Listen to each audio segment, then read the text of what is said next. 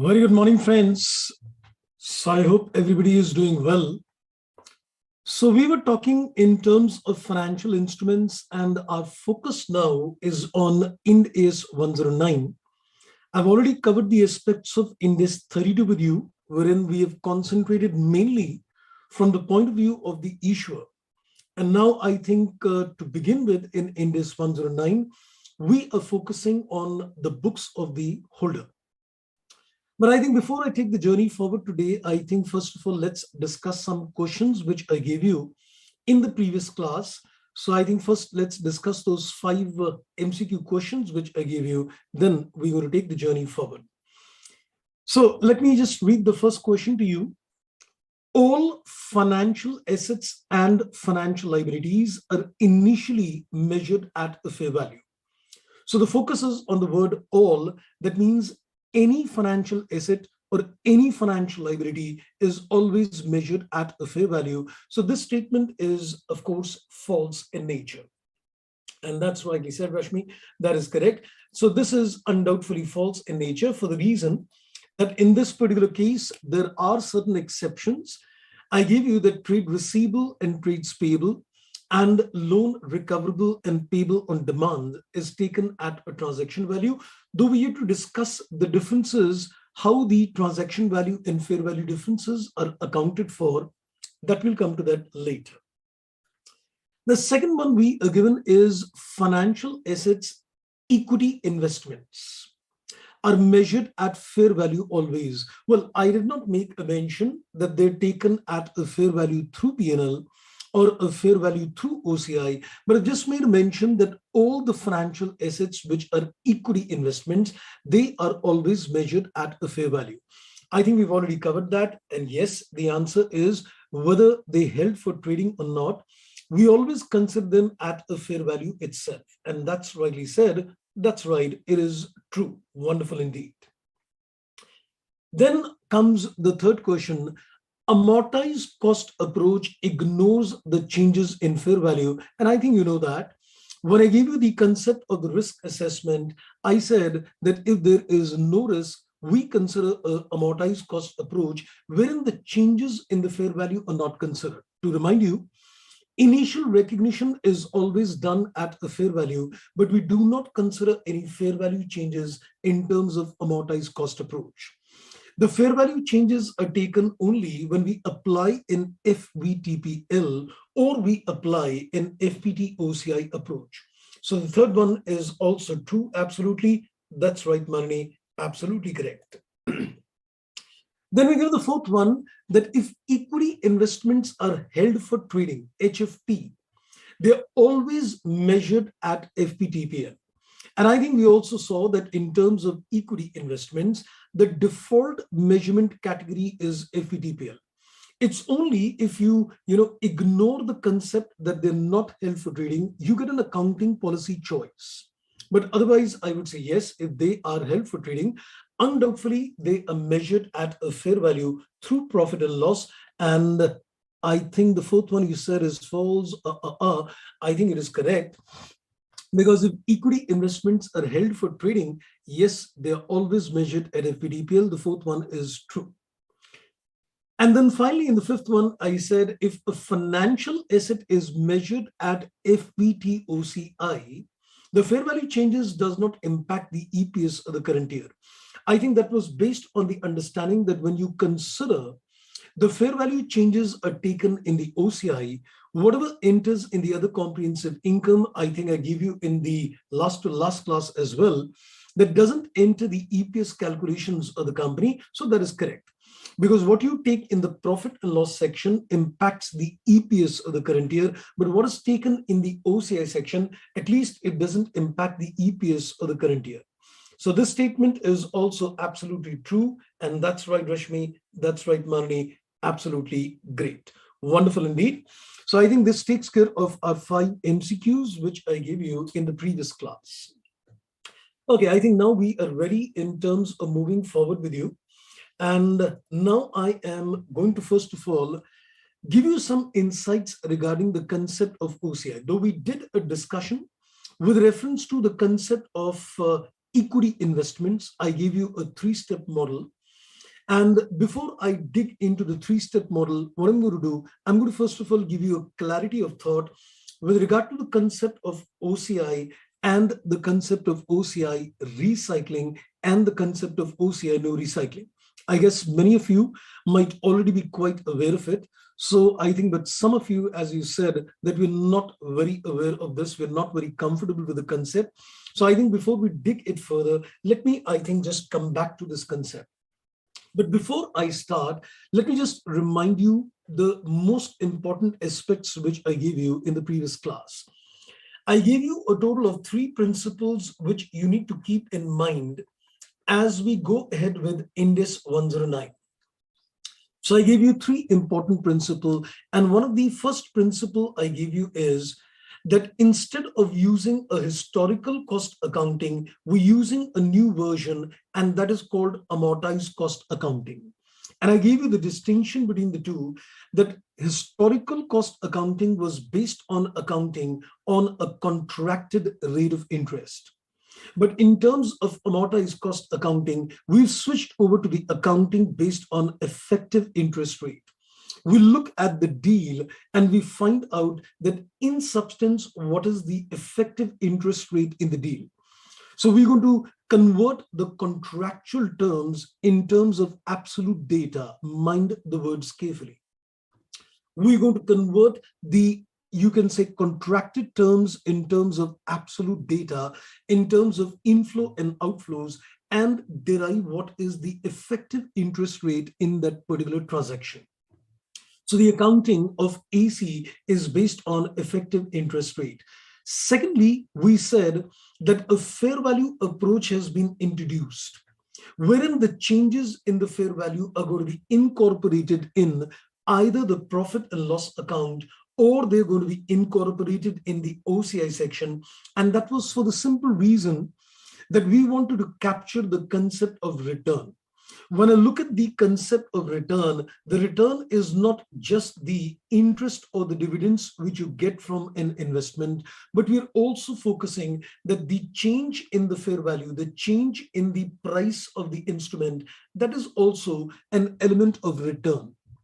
So in all those cases where we wanted to capture the concept of return, including the fair value change, the price change, we've introduced the fair value measurement as well. And then finally, I gave you another important principle, and that is the risk decides the measurement base. The risk decides the measurement base.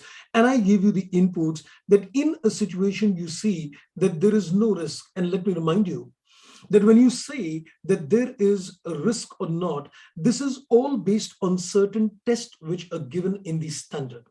Index 109 is given a certain test, and these tests will help us to decide whether there is a risk or not. And it will also tell us to decide whether the risk intensity is high or low. And I gave you that the test which tells you the presence or the absence of the risk is supposed to be called as CCFC, comprising SPPI test. So this is called the contractual cash flow characteristic, comprising solely in terms of payment of principal and the interest. So this is a common test whether it is applicable to debt or equity investments, and this will decide the presence or the absence of risk.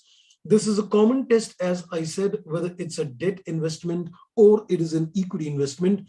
So this is telling you the presence or the absence of the risk. But then there is another test which tells you the intensity of the risk in terms of whether risk is high or the risk is low. And that is supposed to be a business model test for a debt investments. We've got a different test for a debt investments, and we've got a different test for an equity investments that is called the HFT, the held for trading test. This is meant in terms of equity. So remember, the risk assessment and the risk intensity, what I called it, are the different tests. The risk assessment is conducted through the CCFC test, which tells you the presence or the absence of a risk. And the risk intensity is decided with the help of business model test and the held for trading, which is different for a debt and equity. And then we decided that our measurement base is going to be based on, if you say that there is no risk, we don't want to capture any changes in the fair value, and this will not impact the profits of the company and the EPS of the company. So if we apply these tests and we identify that there is no risk, we are applying an amortized cost approach. The implication is that the fair value changes in these investments will be ignored. So leading to no impact in terms of the profits, because if the fair value changes are not incorporated, the impact on the profits is not there, and the impact on the earning per share is also not there. So the amortized cost approach becomes the safest approach, because in this particular case, you ignore the fair value changes at the balance sheet date, leading to no impacts on the profits of the current year and in terms of the EPS of the current year. Mind every word very carefully. And then we said that, yes, if there is a risk, we are certainly applying a fair value approach so that we capture the change in the fair value, and then we'll see whether the profits or the EPS is to be affected or not. And in terms of the fair value changes, we said that we've got two categories of fair value changes. One is that you consider a fair value through profit and loss. That means the fair value changes are captured in the profit and loss section. And the other one is a fair value through other comprehensive income, where the changes in the fair value are incorporated in the OCI section. Now, when you consider the FVTPL, we definitely record the fair value changes in the profit and loss section. So the impact on the profit is a yes. The impact in terms of the earning per share is also yes. Because if you're going to take something in the profit and loss section of the P&L, then it impacts the profits of the current year and also the EPS of the current year. But when you're going to record the changes in the fair value in the other comprehensive income section, in those cases, yes, the profit is definitely affected, but there is no impact on the EPS of the current year. So we've got two different, you can say, variations in terms of a fair value measurements, that you either capture the fair value changes in the P&L, impacting the profits and the EPS, or it is taken in the OCI, which is going to be impacting the profits but not the EPS. Having said that, I also gave you another insight as well, and I said that if there is supposed to be a high risk, if we see that due to these tests which you have conducted, the risk presence is very high, then we will go for FVTPL. But if it is not that high, the risk is there, but it's not that high, then in those particular cases, we apply an FVT-OCI. So my third input was the most important inputs which I gave you, that you need to keep in mind that the standard setters had this in mind, that the risk assessment would, lead us to the measurement conclusion. The absence of a risk is AC, the presence of a high risk is FPTPL, and the presence of a risk which is not very high, but it's a midway between the two things, that there is no risk and there is a high risk. The midway approach leads to an FPT-OCI. And then I further gave you more inputs which we are yet to discuss, that this fair value through OCI has also got two variations indeed. One is called a fair value through other comprehensive income, that is recycling. Now we yet to understand and elaborate what is this concept of recycling and the concept of what we call fair value through other comprehensive income, that is no recycling. So before I take you back on the chart of debt equity investments, I think we want to first of all get a little more clarity on the concept of FPT OCI R, there is recycling, and NR, there is no recycling. So let's get the connect in terms of OCI, as well as the connect in terms of SOKI, as well as the concept in terms of EPS. Now, what I'm going to discuss in the next 10 to 15 minutes, friends, with you is going to be very important for your understanding of the standard as well. Because I think if you want to appreciate the logic in terms of the measurement basis, which are given in the financial instrument standard, I think getting that clear-cut connect in terms of the OCI movements, the SOKI movements, and the EPS connection between them is going to be very important. So let my journey begin on this.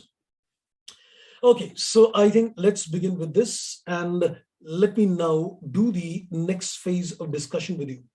So what I'm going to do, first of all, I'm going to take you to the schedule 3. I'm just, a little out from Indus 109 at the moment, but this is a concept building which I am doing for the purpose of Indus 109, which is very important indeed. So in the next 10-15 minutes, hear me very, very carefully. Either you build the concept or you don't build the concept. The choice is all yours. So be very careful in what I'm about to say now. So first of all, I'm going to take you to the schedule 3. And let's have a look at the income statement, that is the profit and loss format. Now, this is the schedule 3 statement of profit and loss. Now, we all know by now that as far as a statement of profit and loss is concerned, I would say that there are 2 sections in the statement of P&L. But these are not 2 different sections. They are not, reflected separately. We reflect them as a part of the continuous format. So I think I want you to focus on point number 13 and the point number 14 and the point number 15 to begin with. Now, this point number 13, 14, and 15 is not something, which is a fixed point. It's not that in any company's statement of P&L, you're always going to look at that there will be a point number 13, 14, or 15. These 3-point numbers, that is 13, 14, 15, is just a generic number. It's not necessary that every company's P&L, you're going to see these numbers. But I think for the time being, for understanding purposes, we're taking these numbers 13, 14, and 15. Now, let's concentrate on 13, 14, and 15. The point number 13 says profit and loss for the period.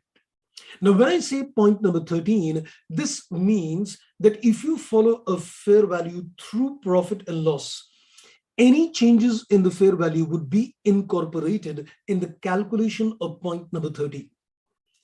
And when I use the concept of FVTOCI, then any fair value changes will be taken in the point number 14. So when a company would apply the concept of FVTPL, you consider the concept of point number 13. And when you say the company applies the concept of FVTOCI, then we apply the concept of 14. But when you say that we're looking at the point number 14 for FVTOCI, there are 2 variations in FVTOCI. One is called NR and one is called R. When you say NR, it goes in 14A. I'm just adding on. When you say NR, there is no reclassification or no recycling, then it is supposed to be 14A. It says items that will not be reclassified to the profit and loss.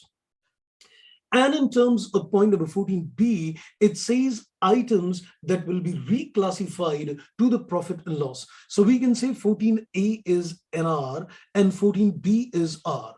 I think I just want to first make a noting of this to show you a few things. So I am taking the point number 13. I am taking the point number 14A, and I'm taking the point number 14B, and I'll take some arbitrary figures to give you the connect in terms of my discussion.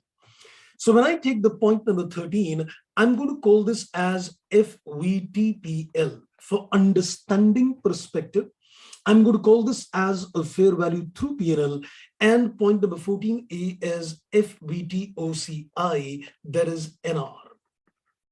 And I'm going to call this as 14B as FVTOCI, that is R. So that's how I'm going to number them. Let's take some arbitrary data in order to understand, first of all, the connect in terms of OCI and the SOKI.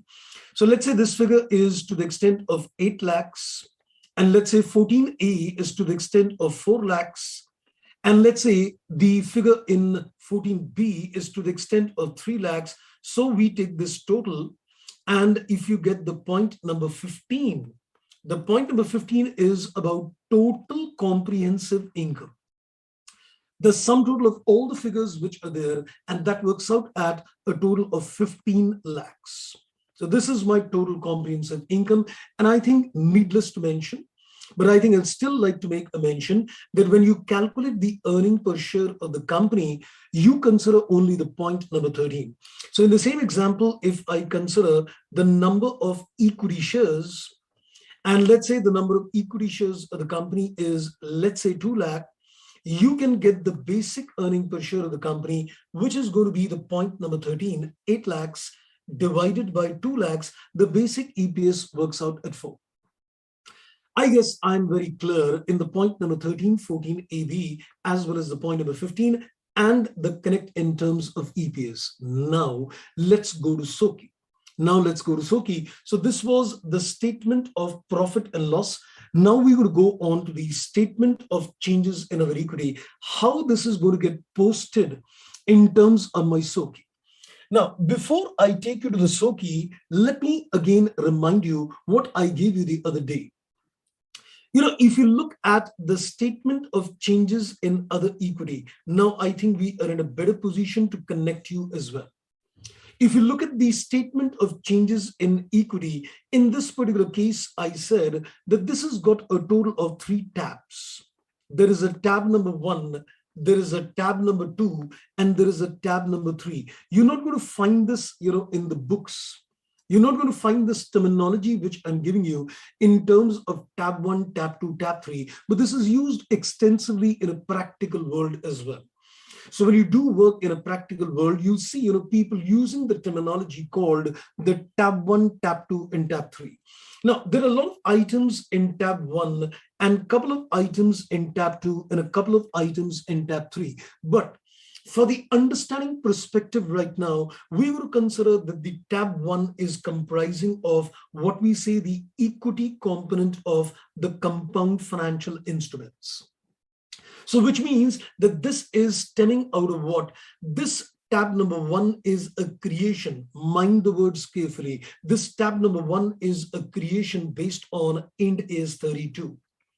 So you can say that if I look at from the examination perspective, my tab 1 gets created when a company issues a compound financial instrument. The equity component of this enters in the tab number 1. Then if you focus in terms of the tab number 2, this is called the reserve and surplus, where there are a couple of items.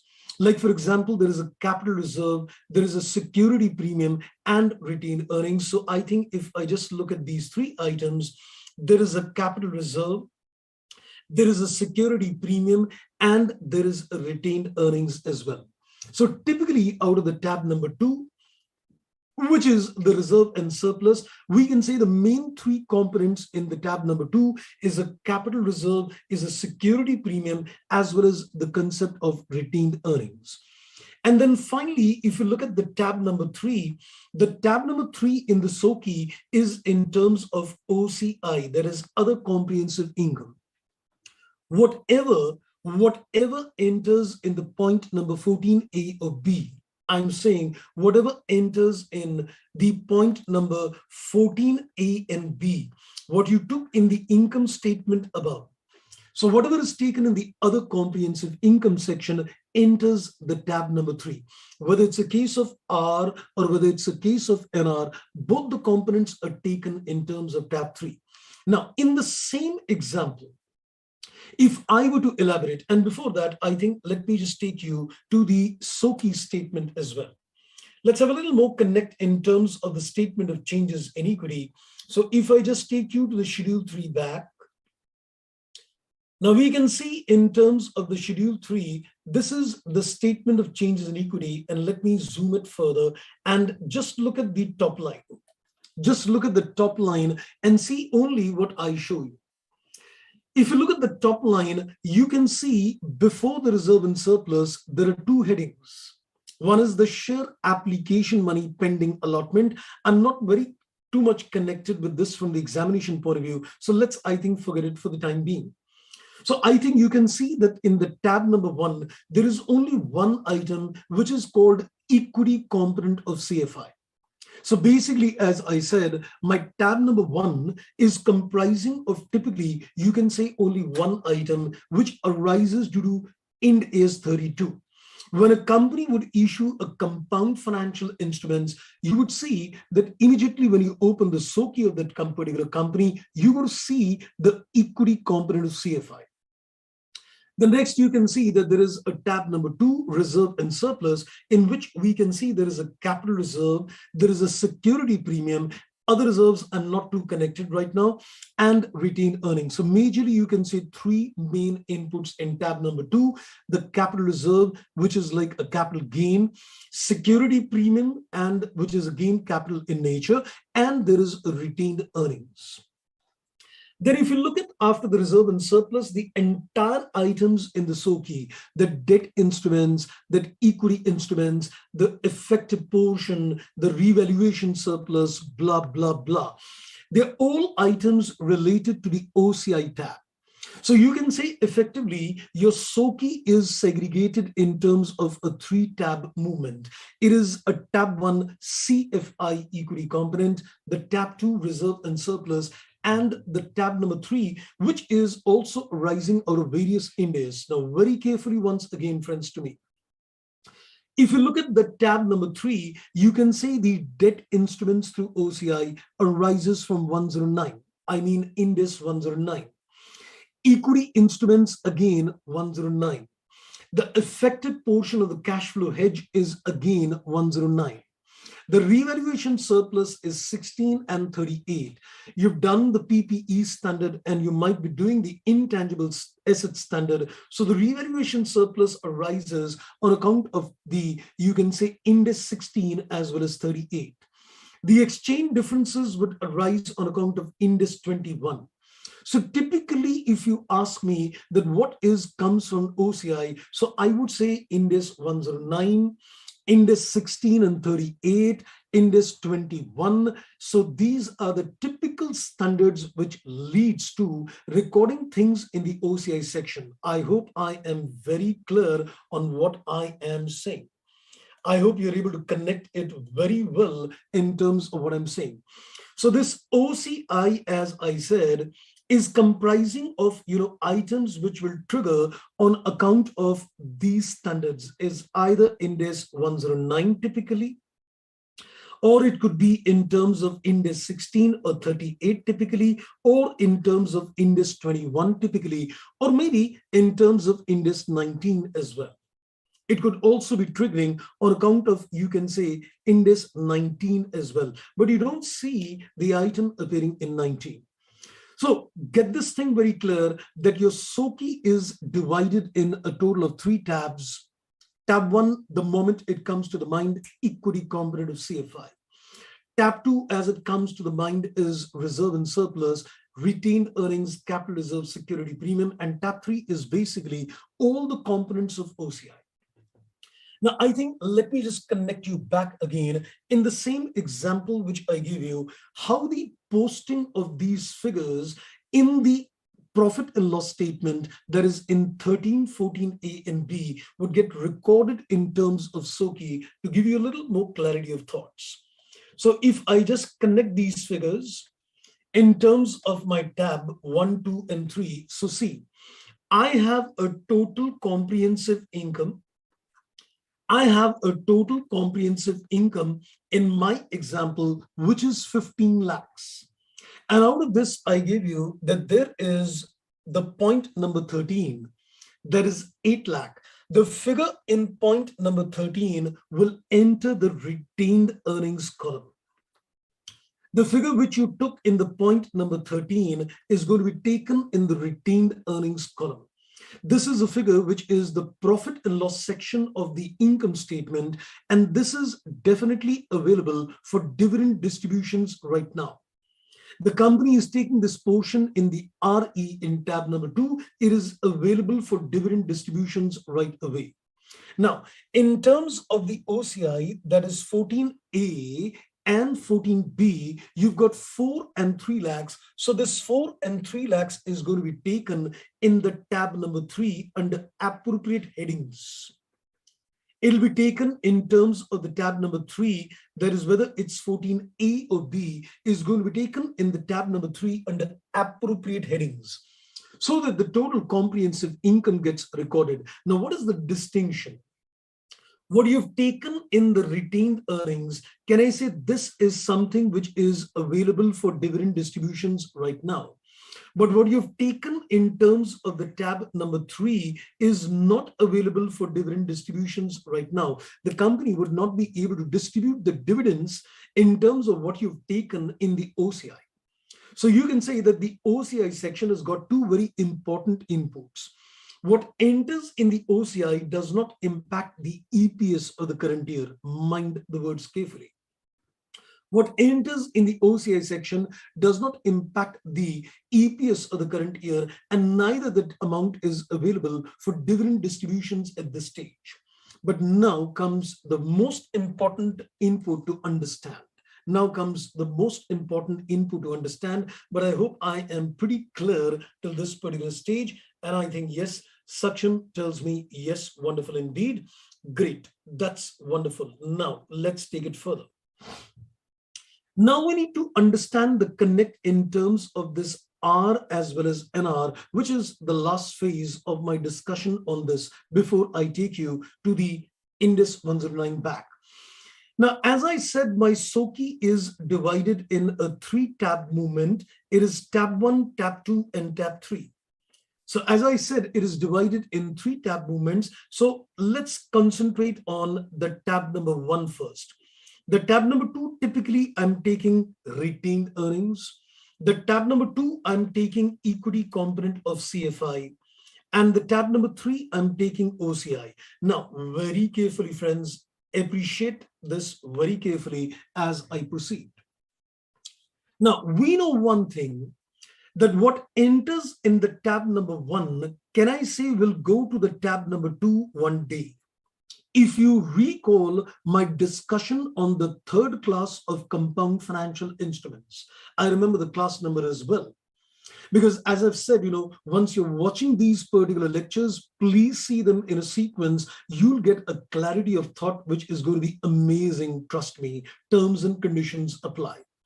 So it's going to be amazing. If you're going to go through the sequence of learning, you're going to get a very good hold in terms of financial instruments.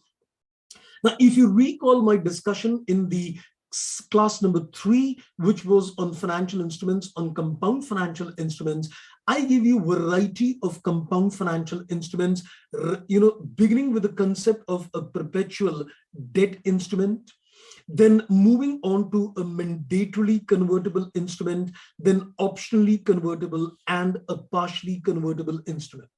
You would recall that when I was looking at the variety of compound financial instruments, I took a total of 4 cases with you.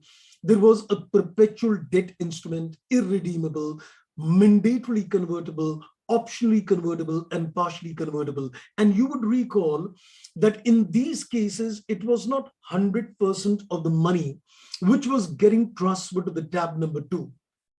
So we could see that in certain cases, we were splitting the portion between equity share capital and in terms of security premium, or in some cases, we were putting it directly to capital reserve.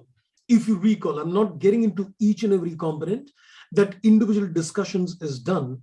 But you can notice that we were either splitting this equity component in terms of the share capital and security premium, or when the holder opted for a cash movement, we were taking this money to the capital reserve.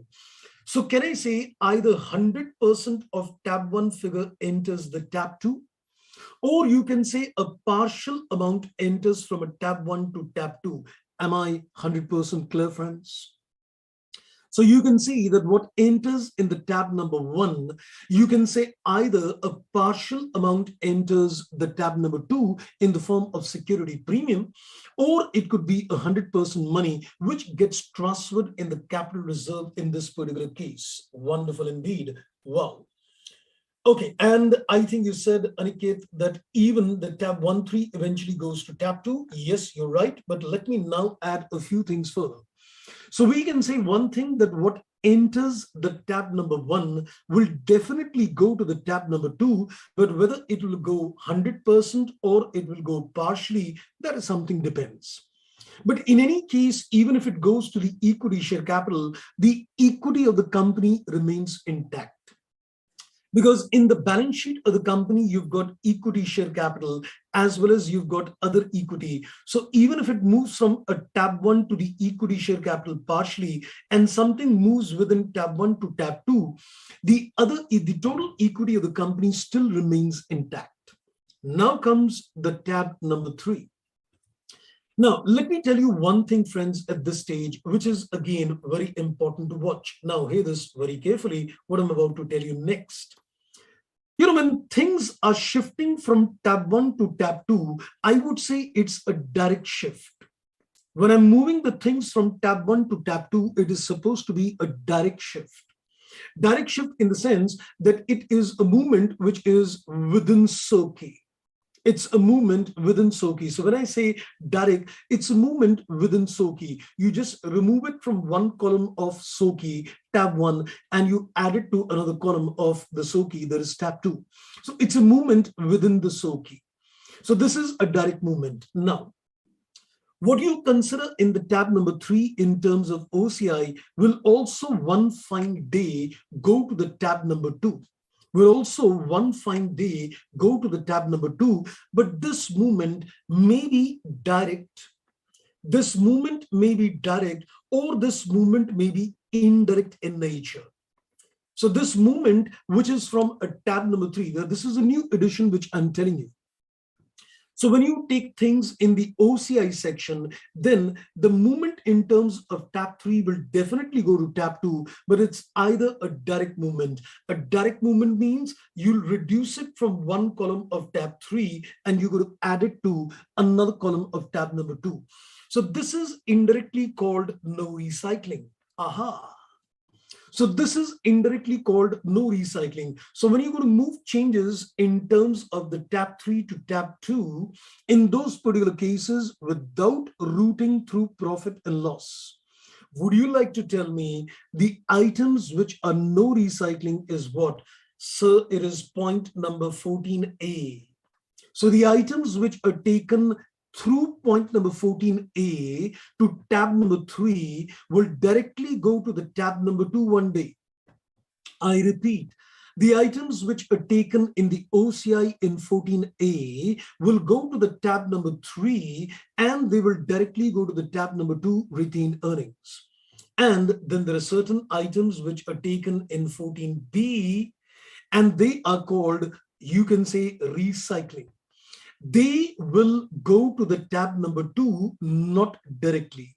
They will not go to the tab number 2 directly. Now, let me tell you how they're going to be taken.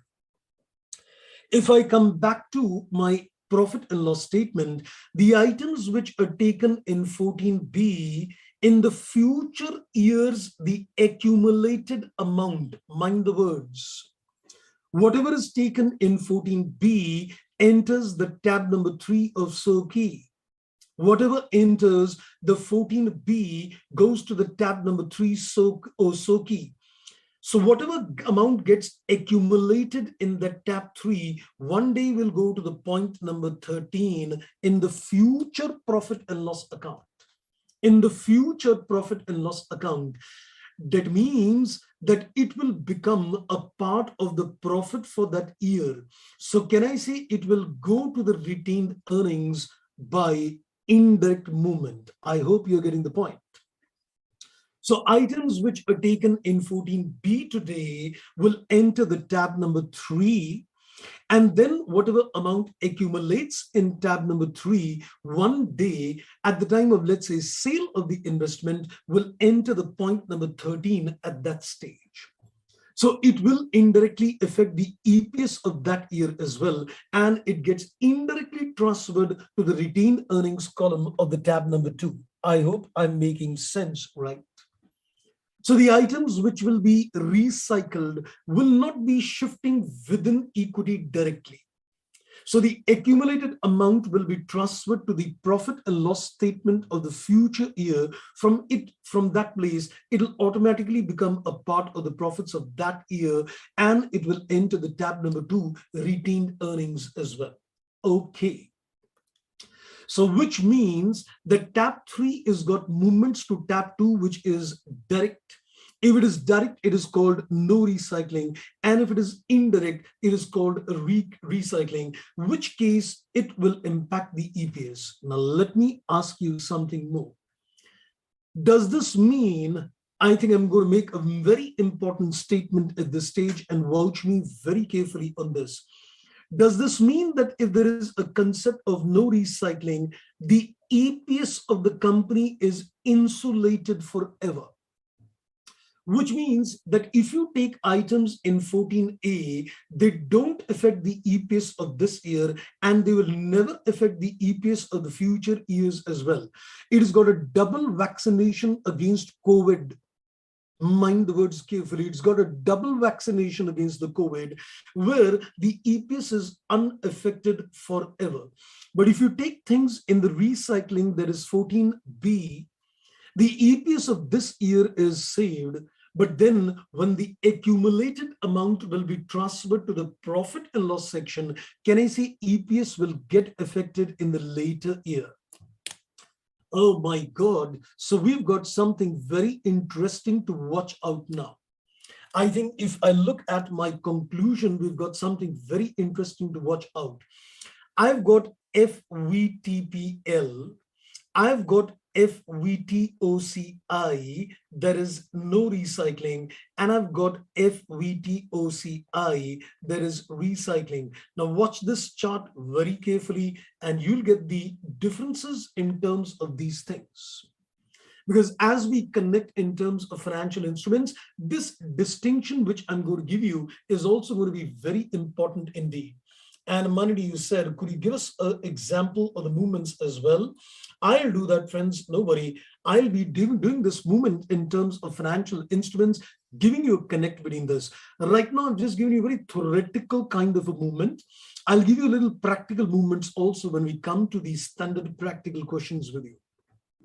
Now, at the moment, let us see the impact in terms of profits. Let us see the impact on the EPS of the current year. And let us see the impact on the EPS for the future year as well. Now, let's get this very clear. You see a beautiful distinction coming between the three measurement bases, and then I'll tell you what the standard setters exactly did. If you look at FPTPL, is there an impact on the profits? Yes. If you look at FPDOCI, no recycling or recycling, is there an impact on the profits? Yes. Any income, any expense taken to the statement of P&L will definitely impact the profits of the company, whether it is taken to point 13 or it is taken in terms of point number 14A, or it is taken in terms of point number 14B. So this is the similarity. This is the similarity in terms of the three measurement bases, that everything is impacting the profits of the current year. But when you look at the impact on the EPS in point number 13, yes, future year not applicable. If you look at the point number 14A, can I say EPS of the current year? No. EPS of the future year? No. So it saves you from the impact on the EPS forever. It saves you from the impact of EPS forever. I think is the best thing which can happen, that there is no impact on the earning per share of the company when you consider 14A. And when you consider 14B, EPS on the current year is no, but EPS of the future year is a yes. Oh my God. Now, let me tell you that in this particular case, the standard setters decided something very interesting. They said that if you've got equity investments, we are going to consider no recycling. And if you're going to consider debt investments, we're going to consider recycling. So, but why? Why did the standard setters, decide to consider equity investments with a no recycling and a debt investments with a recycling? Let's give you the logic. Now, let me tell you one thing, friends, at the moment, that when the company says they've got equity investments, it is supposed to be a surplus money of the company invested in outside security, and that also unrelated investments. Because if you recall my discussion, I said if you make equity investments in related parties, subsidiary, associate, and JV, they are not covered under the purview of the standard. Index 109 scopes out the related party investments, and in those cases, we apply Index 27. So when you're looking at equity investments per se, we're looking at unrelated party investments. So if you're making unrelated party investments, then the fair value changes which occur should not affect the EPS of the company, because this earning is not, number one, related to the business, and number two, it doesn't relate to the operations of my company, and number two, it is unrealized in nature. And even if you sell these investments and it becomes realized in nature, now hear this very carefully, something very interesting. Even when you go to sell these investments and the profit on sale will get realized, I will still take the profit on sale to the OCI. When you make sale of equity investments, the profit on sale enters the other comprehensive income section, which means even if the profit gets realized, it doesn't impact the earning per share even at that stage. Wow, what a beautiful accounting. So which means today, when let's say at the end of the year, you had a fair value gain, I took it in the other comprehensive income. Now, next year, even when you sell up that investment and that unrealized gain becomes realized in nature, it's still going to be taken in the OCI. Even the profit or loss on sale in terms of no recycling is not taken to the profit and loss section. It is taken in the other comprehensive income section only. So indirectly, you can say effectively nothing enters the profit and loss section of the P&L account. The moment you categorize an investment as OCI, you're saying, okay, there is an income, there is an expense which is taking place. So you're capturing that income and expense and taking it as a part of the total profits of the company. But you're saying that I will never ever let the EPS of the company get affected because this is not related to the operations of my business, number one. And even if it is realized in nature, why should it affect the earning per share? For example, I think let me also connect you in terms of what you've done. You know, when you covered the standard on IS 16, there is property, plant, equipment. In those cases, the revaluation surplus was taken where? Did you take it to 14A or B? Let me ask you. When you considered the case of Ind AS 16 and there was a revaluation surplus arising to the revaluation of the particular PPE, did you take it to the 14A or B? I think if you recall, we took it to 14A. And when you took it to 14A, did it impact the profits of the year? Yes. Did it impact the EPS of that year? No. And that fair value change does not reflect the operations of my business. I might be in the business of selling cement, for example, and if there is a gain arising out of revaluation of a building, for example, or a machinery, for example, it's not a part of my operations. It doesn't represent a profit which I've earned due to the operations of the business, so it should definitely not impact the earning per share of the company. And what happens when you sell that particular PPE? Does that accumulated amount which is in the SOKI, does it get transferred in the point number 13? No. It moves within the SOKI from one column of tab number 3 to the retained earnings column of the tab number 2. Because in this particular case, even if the money is got realized, it should not impact the EPS of the company, which is pretty logical. A company is making a gain out of a PPE, which you don't even intend to sell at the number one, and it's not a part of the business operations. So therefore, it should not have impact on the EPS. I think the standard setters were very clear on the approach that there are certain things which should never ever impact the EPS. So they got 3 kinds of measurements. You want the EPS to be impacted right away, go for FPTPL, 0.13. You want to ensure that the EPS is unaffected forever, you go for 14A. You take the changes in the 14A section, EPS of the current year and the future year is insulated forever. You want the EPS not now, but maybe later when it gets realized to affect the EPS, then you go for the concept of recycling. Now you would say, so why a debt investment has been taken with a recycling concept? Let me tell you. When a company makes a debt investment, these investments are made in order to fund the working capital of the company. Equity investments are supposed to be surplus funds invested, but as far as a debt investment is concerned, it is supposed to be money which is parked for the working capital needs of the company. So do you think if you're going to make a sale of those debt investments and the money get realized, which is related to the working capital of the company, do you think the EPS should get affected at that stage? Yes. Therefore, the standard setters had one thing very clear, that the moment you've got equity investments and R, let the EPS never ever be affected. When it is a case of a debt investment, they took it as a case of R, let the EPS be affected. When you go to sell the investments, the profit or the loss indirectly gets realized at that particular stage, right? I guess, friends, I am pretty clear with the picture. You'll get more clarity as we move ahead.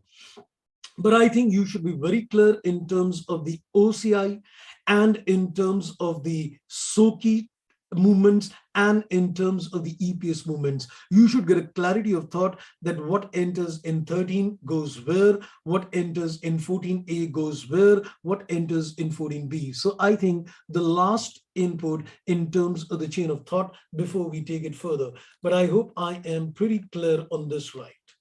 Everybody is pretty clear. Do give me your inputs on that. I hope, our discussion has gone a little more extra, but I think it's worth the discussion. I guess if you've been able to get that capture of clarity in mind, I think it's worth spending time as well. So do let me know if you're clear with the concept. But I think let's get that one chain very clear. So the moral of the story, I think if I want to record the moral of my story, what I've given you since morning, let's get that correct. I'm looking at point number 13. I'm looking at the point number 14A, and I'm looking at the point number 14B. And let's give you the chain of connect in terms of these things. If somebody were to tell me and ask me that, okay, can you elaborate that the connect in terms of 13? I would say 13 is like FVTPL. I'll say number one, it is like FPTPL. Okay, I said, okay, does it impact the profits of the current year? I said, yes, it does. I said, okay, does it impact the EPS of the current year? I said, yes, it does. I said, does it impact the EPS of the future year? I said, no, it does not. I said, okay, can you tell me where is it taken to the SOKI? In which tab is it taken? I said, it is taken to the tab number 2, that is retained earnings column. So it's called the FPTPL, impacting the profits and the EPS of the current year. And it goes to the tab number 2. And in this particular case, it is available for dividend distributions right now. Yes, it does. Clarity that FPTPL means the profits, the EPS impacted enters the tab number 2 of SOKI and it's available for dividend distribution. Now, if you say 14A, I said it is FVTOCI and that is NR. It is FVTOCI, that is NR. Does it impact the profits of the year? Yes, it does. Does it impact the EPS of the current year? No, it does not. Does it impact the EPS of the future year? No, it does not. Where does it enter in terms of the SOKI statement? I said it's going to be taken in terms of the tab number 3. So this is going to be taken in terms of the tab number 3. Just a second. So this is going to be taken in terms of the tab number 3, where you're going to put it under the appropriate column. Is it available for distribution of dividends right now? No. But will it be available later? Yes. It will be available later, not at this particular stage. Wow. Certainly, if you look at the point number 14B, I would say it is FVTOCIR. And in this particular case, is it impacting the profits? Yes, it does. Is it impacting the EPS of the current year? No, it does not. Is it going to impact the EPS of the future year? Yes, it will. Where does it enter? It again enters the tab number 3. Is it available for distribution of dividends? No, but will it be available later? Yes, it will be. And since we are saying that the EPS is unaffected in this case, 14A, we are saying that there is no reclassification. That means it's a movement within circuit. And yes, it impacts the EPS in 14B. It's a movement not within SOKI. You got to put this in the profit and loss of a future year as well.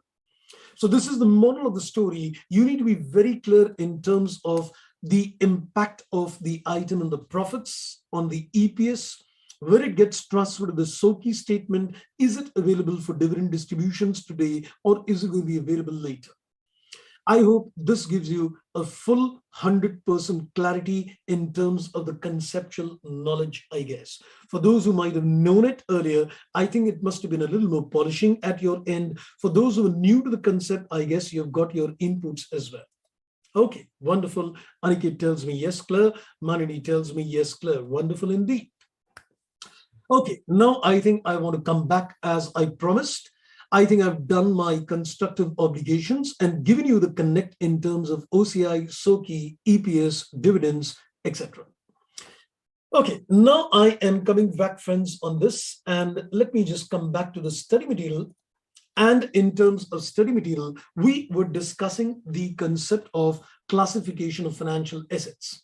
Now, let me remind you back, we are now back on Index 109. Now, let me just remind you, my focus now is working on financial assets at the moment. My focus is from the holder's point of view. I'll come to the discussion of financial liabilities separately, but I'm looking at the financial assets where we're looking at the concept of measurement of financial assets. To remind you, when we were looking at measurement of financial assets, we are looking at initial measurement. And I gave you the initial measurement is always at a fair value with certain exceptions. I gave you the exceptions are in terms of trade receivables and exceptions in terms of loans, which is recoverable on demand, in which case we record the financial assets at a transaction value itself. And then I gave you that for subsequent recognition, subsequent measurements, we need to understand the classification of financial assets. We need to understand the classification of financial assets. And we said that the classification involves a three-step model. So it is only for the purpose of subsequent measurement of financial assets that we're looking at a classification. And now let me remind you the three-step model which I gave you, then I'll take the journey forward. So I gave you a three-step model which you need to apply to understand the classification of financial assets. Step number one, you need to step into the shoes of the issuer. I said you don't need to literally give a phone call to the issuer. You need to step into the shoes of the issuer and you need to decide if the issuer would have called the instrument as a financial liability, then as a holder, you would say that it is a financial asset debt investments. If the issuer was supposed to say that it's a compound financial instruments, you would again say as a holder that it's a debt investment.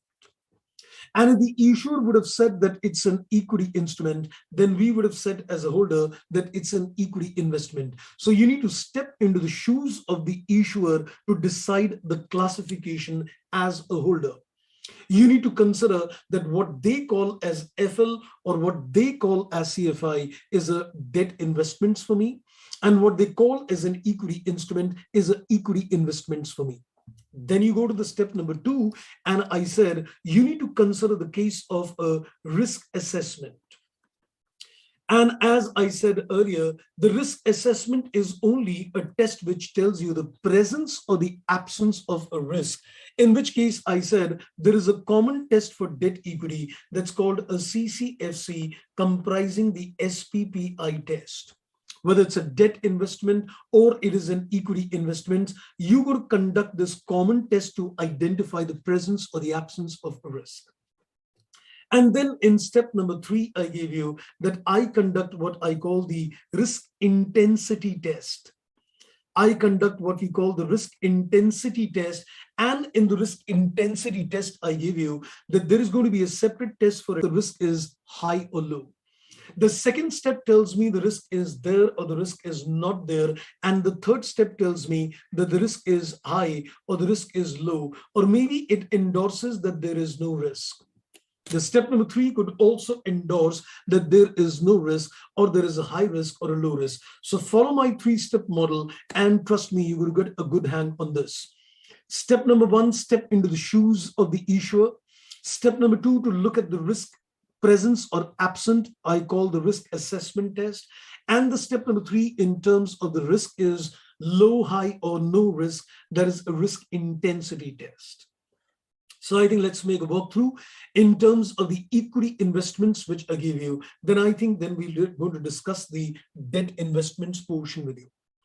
So let me just make a walkthrough in terms of what I gave you in the previous class on the equity investment. So we've got step number 1, we've got step number 2, and we've got step number 3. Let's make the first chain into account. So I identified that the instrument from the point of view of the issuer is supposed to be an equity instrument. So as a holder, I said it is supposed to be an equity investments for me. Then I went to the step number 2 and I said, okay, let me conduct my risk assessment test and let's see the CCFC comprising SPPI. So as I said, this is called a contractual cash flow characteristic. Is the contractual cash flow coming to you as a holder comprising solely of payment of principal and interest? Now, we asked a very simple question. As an issuer, do you think he's got a contractual obligations to pay the principal and interest on the equity instruments? No. So as a holder, do you think you've got a contractual right to receive the principal and the interest? No. Can I say this test will 100% fail? So whether you conduct this test or not, we are very pretty sure that this test will fail. Because as a holder, you will not be able to prove that you've got a contractual right to receive cash flows arising on account of principal and interest. So once this test fails, it indicates that there is a risk. And once we say there is a risk, we know that we need to apply a fair value approach. We know that we need to apply a fair value approach in this particular case. And then we go to the step number 3 and we look at the risk intensity. Since it's an equity investment, we're looking at the held for trading test. So we say, okay, is this held for trading? Are you going to do a short-term trading in this particular case? Doing a short-term profit-making objective is a risky proposition. So the moment you say, yes, it is held for trading, we say it's risky and it becomes FVTPL. And the moment you say, no, it is not held for trading, the standard says you can continue to apply FVTPL, but we give you a choice. We give you a choice as well that if you want, you can take an FPT OCI. And since it's an equity investment, it is always a no recycling. Now, this is going to be a very conscious choice on the part of the company, because if you choose FPTPL, you know what you're up to. If you use an FPTPL, you're impacting the profits, you're impacting the EPS, and in the same year itself. But if you're choosing an FPT OCI NR, your profits are impacted, but your EPS is insulated forever. FPTPL, the profit on sale will go to the P&L. FPT OCI, the profit on sale will go to the OCI. Oh my God. So that means if you take an FPTPL, you're ready to impact the profits, you're ready to impact the EPS, the profit on sale will be taken to the P&L as well. The moment you take FPT OCI, your EPS is protected forever, your profits are affected, but EPS is protected forever. Even the profit on sale will enter the other comprehensive income, right? I guess this chain is 100% clear with regard to the equity investments, right? I guess I'm 100% clear on the equity investments. Now let's take the chain forward. Now I am going to look at 2 more combinations with you. One is where the issuer says it's a CFI, and the third when the issuer says that it's a financial liability. And trust me, my entire chain will get taken care on that. Let's now take you to the second permutation combination. Now I'm applying the three-step model again. This time I'm going to ask you a few questions as well, and you decide. I stepped into the issues of the issuer and I decided that it's a compound financial instrument from the issuer point of view. And I identified that from the holder's point of view, this is supposed to be a debt investment. A CFI for the issuer becomes a debt investment. I went to the step number 2 and I made my test CCFC comprising SPPI. Now, let me ask you something, friends. Answer this very carefully. Can I see if there is a compound financial instruments, and let's consider typically that this compound financial instrument is, let's say, optionally convertible instrument where the option is given to the holder. Where the option is given to the holder, do you think CCFC SPPI test will pass or fail? Let's get this from you. So let's say, for example, if I am considering that it's a compound financial instrument from the point of view of the issuer, the holder would say that it's a debt investment. Do you think the holder will pass the CCFC? Will he be able to prove that as a holder, he's got the contractual right to receive cash flow solely out of the principal and the interest on that outstanding principal? And you said, Vanity, yes, you will pass. Can we get some more input from other friends as well? So do you think in a compound financial instruments, you're going to pass the CCFC, or are you going to fail this particular test? Okay. I think I didn't get much more inputs on that. Okay, not an issue. I think let me now do one thing. Let me take you to one of the very interesting illustrations given in the study material. And I think there I'm going to connect you in terms of things. Now, there is a very interesting illustration which is given in the unit number 2. And I am taking you to the unit number 2, which is illustration number 24. So I'm taking you to the illustration number 24 in the study material unit number 2. Let's have a read on this illustration with you. Beautiful one. It says Silver made investment in optionally convertible preference shares of a company.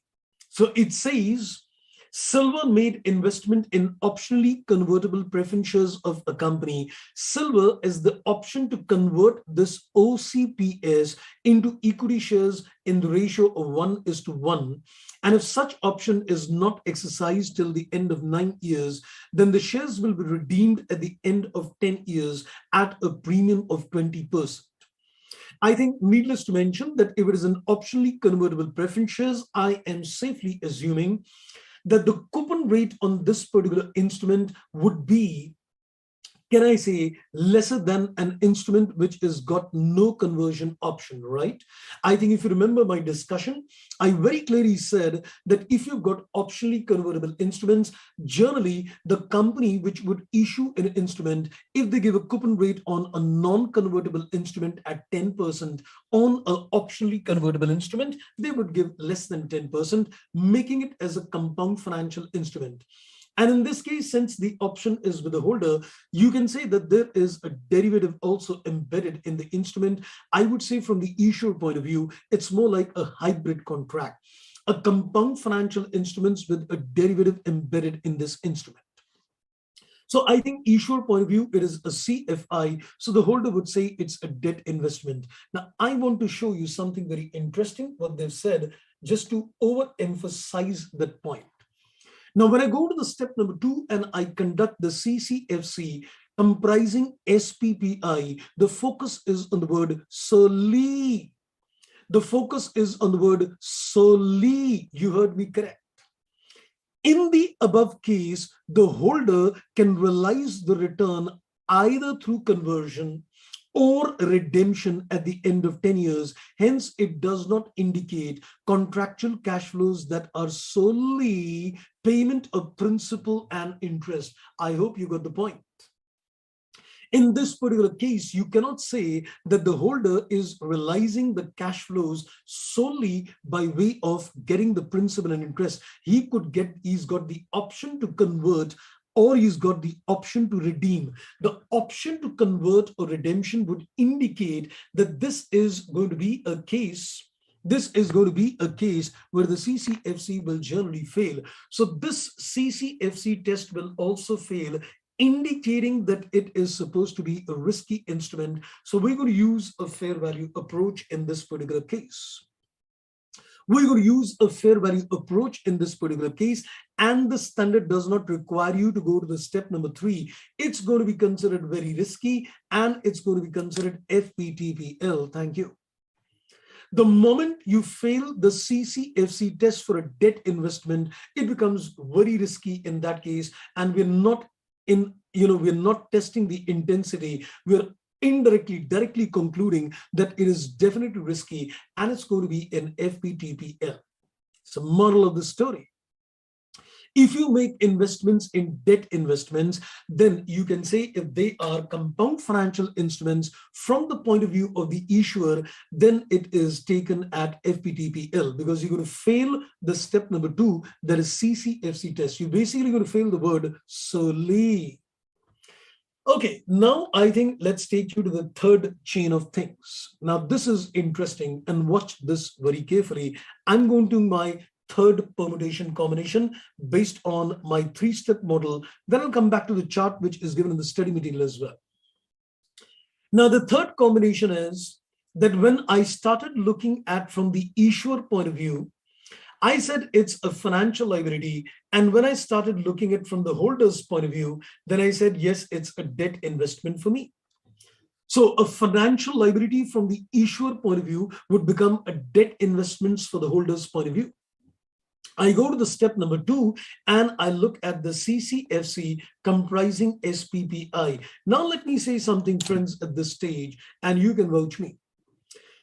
Can I say, in terms of a financial liability, do you think the issuer has got a contractual obligation to pay the principal and the interest on that principal, which means that as a holder, I will get the contractual right to receive the principal and the interest. So can I comfortably say that this test will absolutely pass? Can I say in this particular case, I would say that this test will absolutely pass, because there is a contractual obligation of the issuer and there will be a contractual right of the holder. So you definitely go to pass this particular test. And if you pass this test, this indicates that there is no risk. This indicates that there is no risk, but I will still go to step number 3.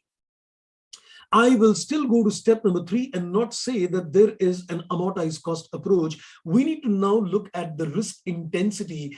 Being a debt investment, you need to look at a business model test. Now, what is important is, you would say, so why are you looking at a business model test in this case? Well, the reason is the issuer. Now, hear this very carefully. The issuer is got a contractual obligation to pay. The holder has got a contractual right to receive. Agreed. The issuer has got an obligation to pay. The holder has got a contractual right to receive. But at the end of the day, what is important is the intention of the holder. You've got a right to receive a cash flow, but are you going to keep that investment till maturity or not? What is the purpose of holding that particular financial asset? What are you going to do with that financial asset? So the standard setters decided to look at the business model test, which is, you can indirectly say, is the test of intention of the company. We need to look at the intention of the holder. What are they going to do with this particular financial asset? And the standard setter said that there are 3 possible permutation combinations in terms of a business model test. One is that you plan to keep this investment till maturity. And one is that the objective is purely to sell this investment within a short span of time.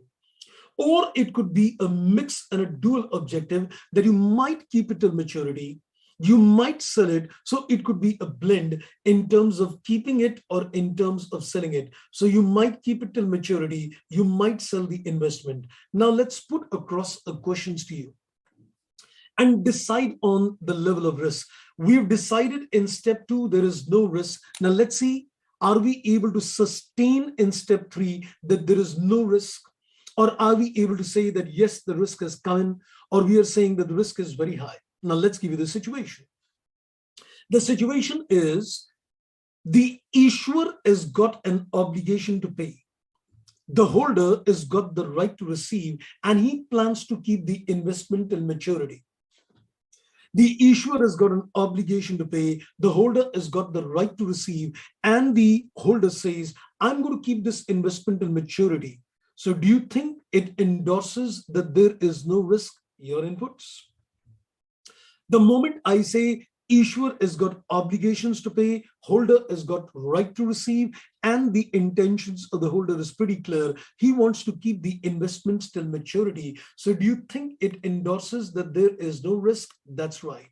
So if there is no risk in this case, what would be the measurement base? Amortized cost, AC. Now let's come to the next one. The issuer has got an obligation to pay. The holder has got the right to receive, but the holder says, I don't want to keep the investment. I am basically doing a short-term trading in this investment. My objective is purely to sell this at the earliest opportunity available. The moment I get the opportunity, I'm going to sell it. Is he taking a huge level of risk in this case? And Manu, you said, if no, then why testing for risk intensity? Okay, as I just said, let me put this once again.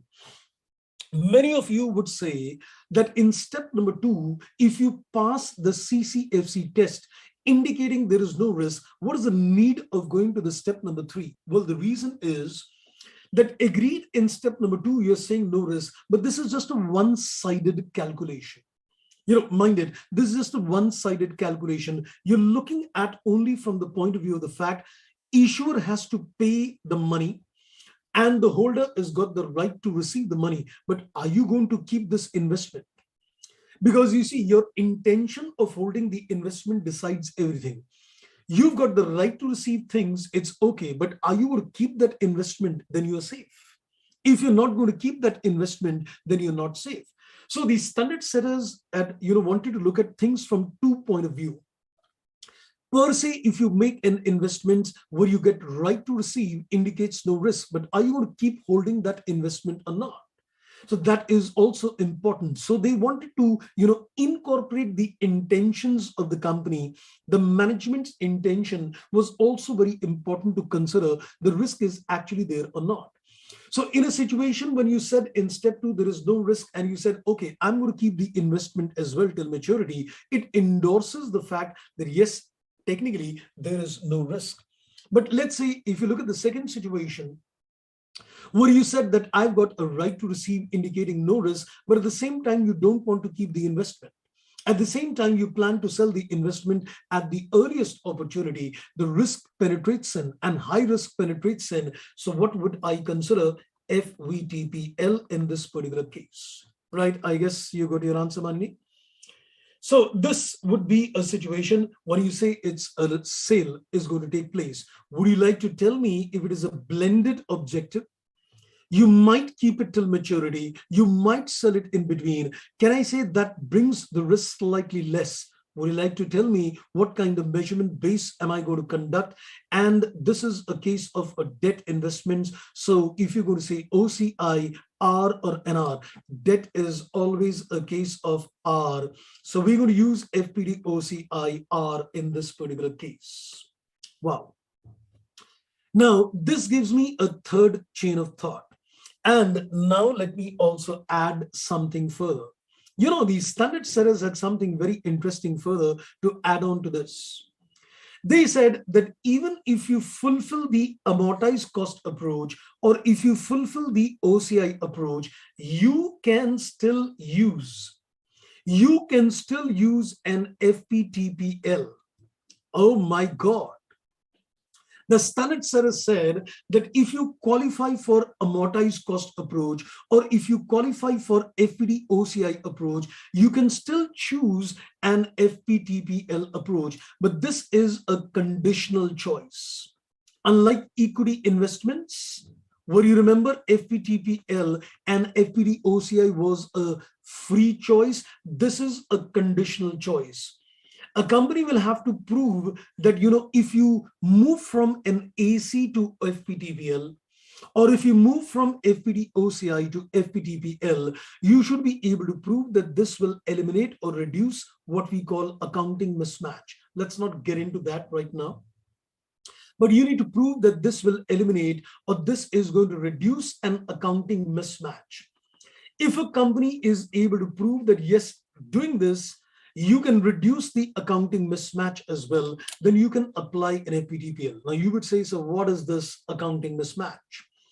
Now let's consider that if you've got a financial asset and a financial liability, let's say this carefully, you've got a financial asset and you've got a financial liability. Can I say increase in the fair value for asset is a gain, and increase in the fair value for the asset is a gain, but increase in the fair value for the liability is a loss. If the fair value of the asset goes up, it's a gain, and the fair value of the liability goes up, it's a loss. If you're able to classify both the financial assets and the financial liabilities using FPTPL, the gain on the asset can be offset against a loss on a liability, and this will reduce what we call accounting mismatch. Nothing more I want to say at this end, because this can be a very complicated exercise in a practical life scenario. But the standard gave a conditional choice that the company will have to make evaluations and see that if by designating, this is what we technically call designating, that an instrument which is supposed to be classified at AC is being designated to be classified as FPTPL, you need to first of all prove that this will reduce the accounting mismatch or eliminate the accounting mismatch. Then you can measure this at FPTPL, not otherwise. Now, this has got quite complicated. I think I need to summarize the inputs now to you at this particular stage. But I hope you're getting the logics in terms of things. So let me just make a movement, a crux movement, and then give you something very concrete in terms of the classification concept. Well, I'm spending a good time on this because, unless you're able to get a good understanding in terms of the classification parameters, that why in a particular situation we're applying AC or FPTPL OCI, trust me, we won't get that clarity of thought. So I think let's consolidate the picture. So I'm now going to give you a very quick summary in terms of these movements, what we've decided, so we can come to some default categories as well. Then I'm going to take my discussion further with you. Now, let me, I think, first of all, come to the chain of thought. So if you remember, I am working upon the concept of financial assets, and I'm looking at the subsequent measurement of these financial assets. Initial recognition is all done at a fair value with certain exceptions. But subsequently, the financial assets are going to be measured at either AC or OCI or FPTPL, as the case might be. Now, let's get this very clear. Now, see this crux very carefully. I am looking at three kinds of instruments from the issuer point of view. I'm looking at three kinds of instruments from the issuer point of view, which I will see from the holder's perspective. This is my step number one. Then I go to the step number two and I conduct my risk assessment test, which is CCFC comprising SPPI test. Then I go to my step number three and I look at the risk intensity. Depending upon equity or debt investments, we apply a business model or held for trading test and then decide the measurement. Now, there are only three permutation combinations which can take place. You can either classify an instrument according to Index 32 as either an equity instrument, or you could classify this as a compound financial instrument, or you could classify this as a financial liability. We've already seen that from the issuer point of view, that is in AS 32, you say either it's equity instrument, or it is a compound financial instrument, or it is a financial liability. Now, one thing is pretty clear, equity instrument is equity investments. Compound financial instruments and financial liability is debt investments. I don't see any challenge in terms of step number one. I don't see any challenge in step number one. I think this should be absolutely clear. The issuer equity instruments, my equity investments, his FL, his compound financial instruments, my debt investments. Now, let me put it like this. Can I say equity investments will 100% fail this particular test? And if it fails this particular test, I will go to the step number 3 and conduct a held for trading test. And in this particular case, if you say, yes, this test is passed, it endorses a high level of risk, that is FPTPL. And if you say that this test fails, then you get a choice, friends. You get a choice. You've got a choice. Now, who's going to exercise the choice? It is the entity which needs to make a conscious choice whether they want FPTPL or FPTOCI. Oh, so moral of the story, now let me put it like this. Can I say, unless mentioned otherwise, I will take a default category for equity investments, FPTPL, because if the company is taking a choice of FPTOCI, they need to tell me clearly in the exam. Am I clear? If they've got equity investments and the question doesn't tell me anything, I'm going to go with a default measurement category, that is FVTPL. I've given you the logics, but I think we know that if you've got equity investments and the question is silent with regard to the held for trading test, I'm going to go with the default measurement of FPTPL. If the question clearly tells me that the company is choosing an FPTOCI, I'll do that. I guess I'm clear with the equity investments, right? I guess I'm clear with the equity investments, right? Yes. Now let me do one thing, friends. Let me, I think, take you to a small little question which is given in the study material on this. And I want to show you something interesting to watch out. So there is a very interesting illustration which is given in the study mat, and I think I'd like to take you to that illustration as well. This is in the unit number 2 only, and I think I'd like to show you that particular illustration so that we get a little clarity of thoughts.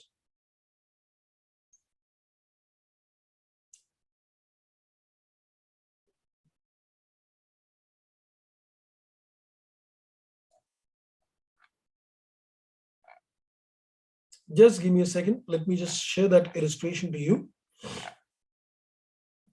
Okay, let's have a look at illustration number 26 in the study material. This is the unit number 2 of the study material. Let's have a look at illustration 26 and you can answer. A invested in equity shares of C. Oh my God, I've decided the approach unless mentioned otherwise. Tell me. A invested in equity shares on 15th March, 10,000 rupees. I think I've made my decisions unless mentioned otherwise. If you invest in the equity share of C, that means it's an equity instrument from the issuer point of view. It becomes an equity investments for me. Can I comfortably use a default approach of FPTPL? I like it. Wonderful indeed. That's right, Koshki. So in this particular case, we have applied FPTPL. I'm not coming to the answer right now because there is something more which I need to explain. So I'll come to the illustration 26 later. Let's go to the illustration 27 now. It says Metallic made investment in equity instruments of a company. I made again investment in the equity instruments of a company. So the default category is FPTPL. Now it says in the last sentence of this question, the company has taken an irrevocable option to measure such investments at FPTOCI. So the examiner is telling me very clearly that I've opted for FPTOCI. Otherwise, I would have applied a default measurement of FPTPL, but the choice of the management is very clear that the management has opted for the choice of considering FPTOCI. I guess I'm pretty clear on my equity investments as well. So the moment you look at a question where he says that you made investments in equity shares of another company, you've got a default measurement FVTPL, unless mentioned otherwise. So you can see the illustration number 25 and the illustration number 20, 26 and 27 endorses what I said in this case. Wow. Let's go to the next permutation combinations now. If you look at the compound financial instruments now, we said that compound financial instruments typically, if they're optionally convertible instruments, if there are optionally convertible instruments, can I say in this particular case, we again said that the CCFC test will fail. And would you like to remind me why would it fail? Can you give me the key word due to which I said that this will fail? Can I say the word solely? I think today you're going to remind this word many times during the day. You know, the word solely is going to hit you that in this particular case, when you're looking at the concept of solely, it will fail. So in this particular case, outrightly, we decided an FVTPL. So can we again comfortably say that the default approach for a compound financial instruments is again FVTPL? The moment a company is going to make investments in, you can say, compound financial instruments, and I think I'd like to show you back. I just took you to the illustration number 24 a while back. And when I showed you the illustration number 24, you can see that this was an investment in optionally convertible preference share, which was supposed to be a compound financial instruments. And we said that the CCFC will fail, making it a case of this one. So we can say the illustration number 24 maps me up. You can see the wonderful connect in terms of the illustrations and in terms of a thought process. Because the moment you can see that they beautifully, take in illustrations, and I'm just trying to map it up so that you get a clarity of thoughts. So I think so far we can say that equity investments, default measurement, FVTPL. Debt investments, which is a case of compound financial instruments, the default measurement is again FVTPL. Now let's come to the case of a third combination, that is a financial liability from the point of view of the issuer. And let's see how we're going to look at this from the holder's point of view. In this particular case, the CCFC test will pass, indicating that there is no risk, but you cannot stop at this stage. You need to conduct a business model test and look at the intentions of the company, unless mentioned otherwise. Though we've got three kinds of business model, you want to keep it till maturity, then it is amortized cost. You want to sell it at the next available opportunity, then it is FVTPL, or you want to have a mixed dual objective, then it is FVT-OCIR. But unless mentioned otherwise, if I am not given anything on the business model of the company, then I think the default is going to be AC. If I'm not given any inputs in this case, the default is amortized cost. So I can say that generally, if there is nothing mentioned to the contrary, if you've got equity investments, FVTPL. If you've got debt investments in CFI, then it is FVTPL. If you've got debt investments in financial liability, then it is amortized cost approach, unless mentioned otherwise. Now, let me ask you the last question on this. If you look at an instrument, which is, let's say, a derivative, let's look at an instrument which is supposed to be, let's say, a case of a derivative. Do you think derivative instruments are risky in nature? Yes, if you're making investments in terms of derivative investments, futures, options, which we said earlier, then in those particular cases, no questions are required to be asked. It is going to be simply FVTPL itself. The default category in this case is FVTPL. Oh my God. Now you would see something which is very apparent at this particular stage, and I think I'd like to definitely add on to this. You can see that all the financial assets have got practically a default measurement of FVTPL, except a debt investments, which is a financial liability from the issuer point of view, which has been taken at AC. If you ask me equity investments, FVTPL, you ask me compound financial instruments, FVTPL, you ask me derivative investments, it is FVTPL. So the only case where I am not using an FVTPL is a debt investments, which is got a business model of keeping it in maturity is AC. Right, friends? I guess I am pretty clear to you till this particular stage. Okay, I think Manini, you said, could you explain that CFI chart part once again? I'll do that. How does it fail? Okay, let me put that once again to you. Well, I think if I take you back on the illustration of 24 once again, let's, I think, connect the word solely. Now, when you conduct the test called CCFC, what does a CCFC means? Contractual cash flows. Now, let me ask you a question. When Silver Company invested in optionally convertible preference shares, is he going to get only cash? Or do you think he may get cash or he may get equity shares? Because he's got the option to convert, he's got the option to redeem. So can I say, is he going to get solely contractual cash flows, or do you think it could be redemption, it could be conversion? So the word solely getting cash flows will fail, right? I hope I'm able to stress upon the word solely. Now, if you read the answer, it says holder can realize the return either through conversion. So is he getting contractual cash flow solely on account of principal and interest? No. He can either realize the return by conversion or by way of redemption. Hence, it does not indicate that the contractual, I'm highlighting the word cash flows, that are solely. So there are two words to be looked at. One is the word cash flow and one is the word solely. Since the conversion can take place, since the redemption can take place, it doesn't happen to be a case of a sole money coming in. Therefore, in this particular case, the CCFC SPPI test will fail, right? Wonderful indeed. Okay, so I think you've got your answer on that.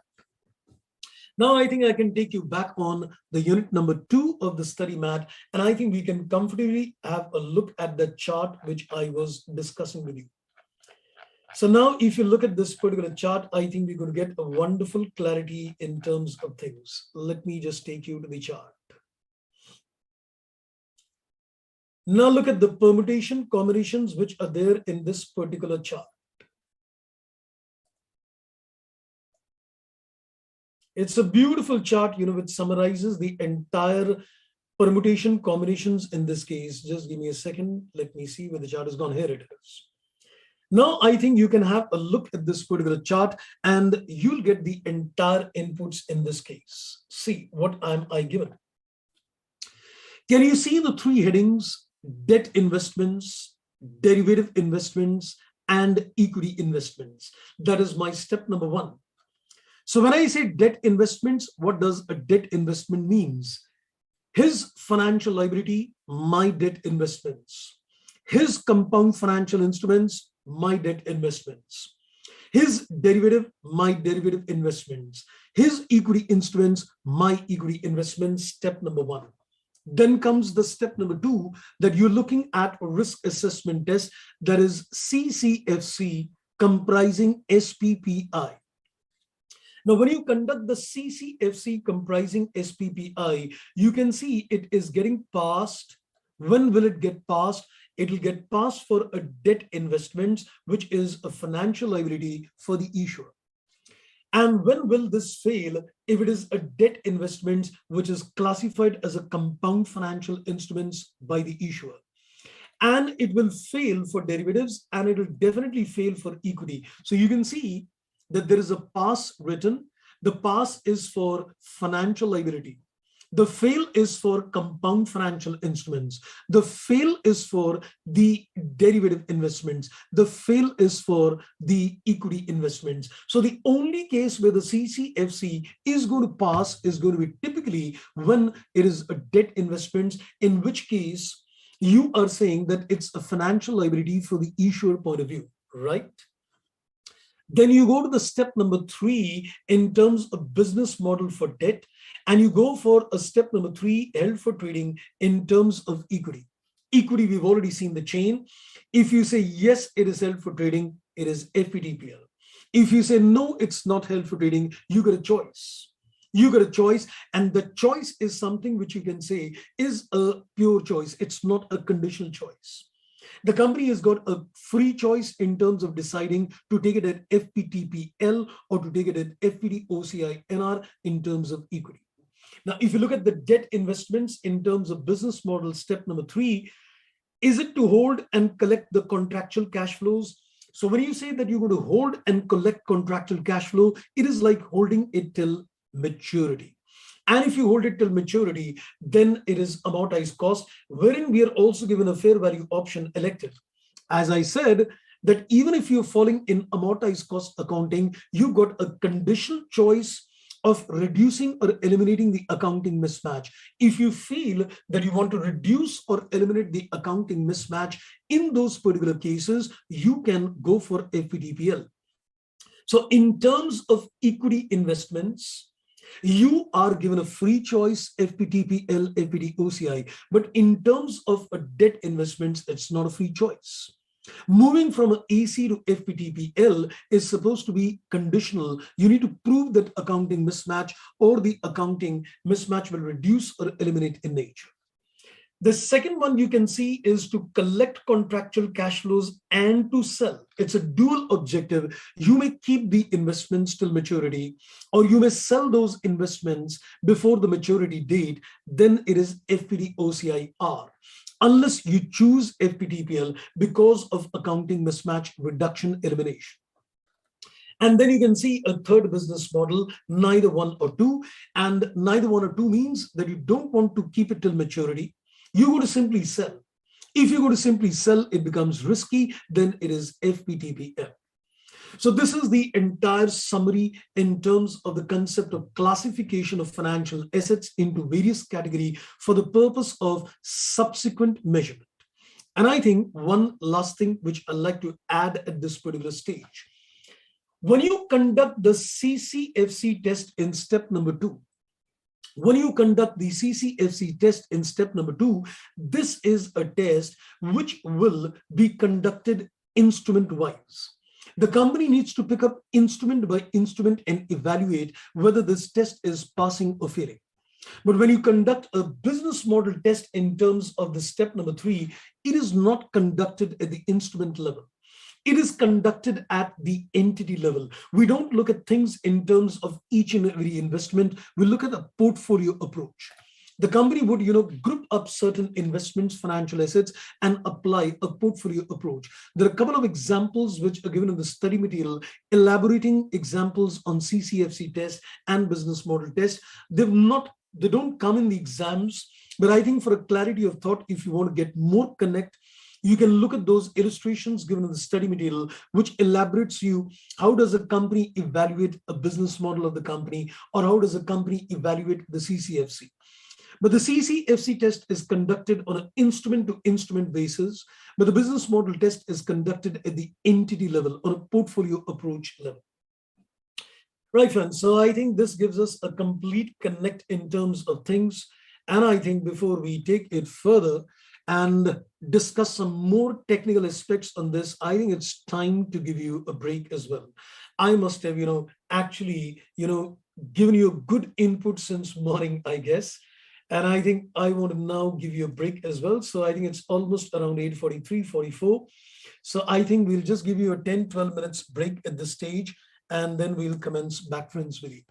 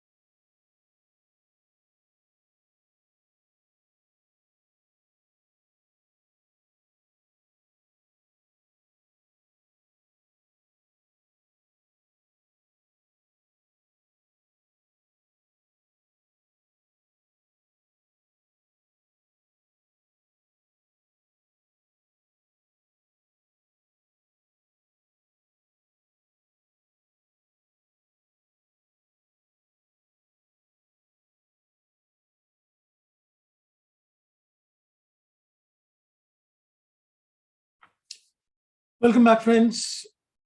So I hope you took your mental rest as well. Now I think let's begin the journey back again with you. So I had given you all the permutation combinations in terms of when financial assets are taken at which particular categories to you.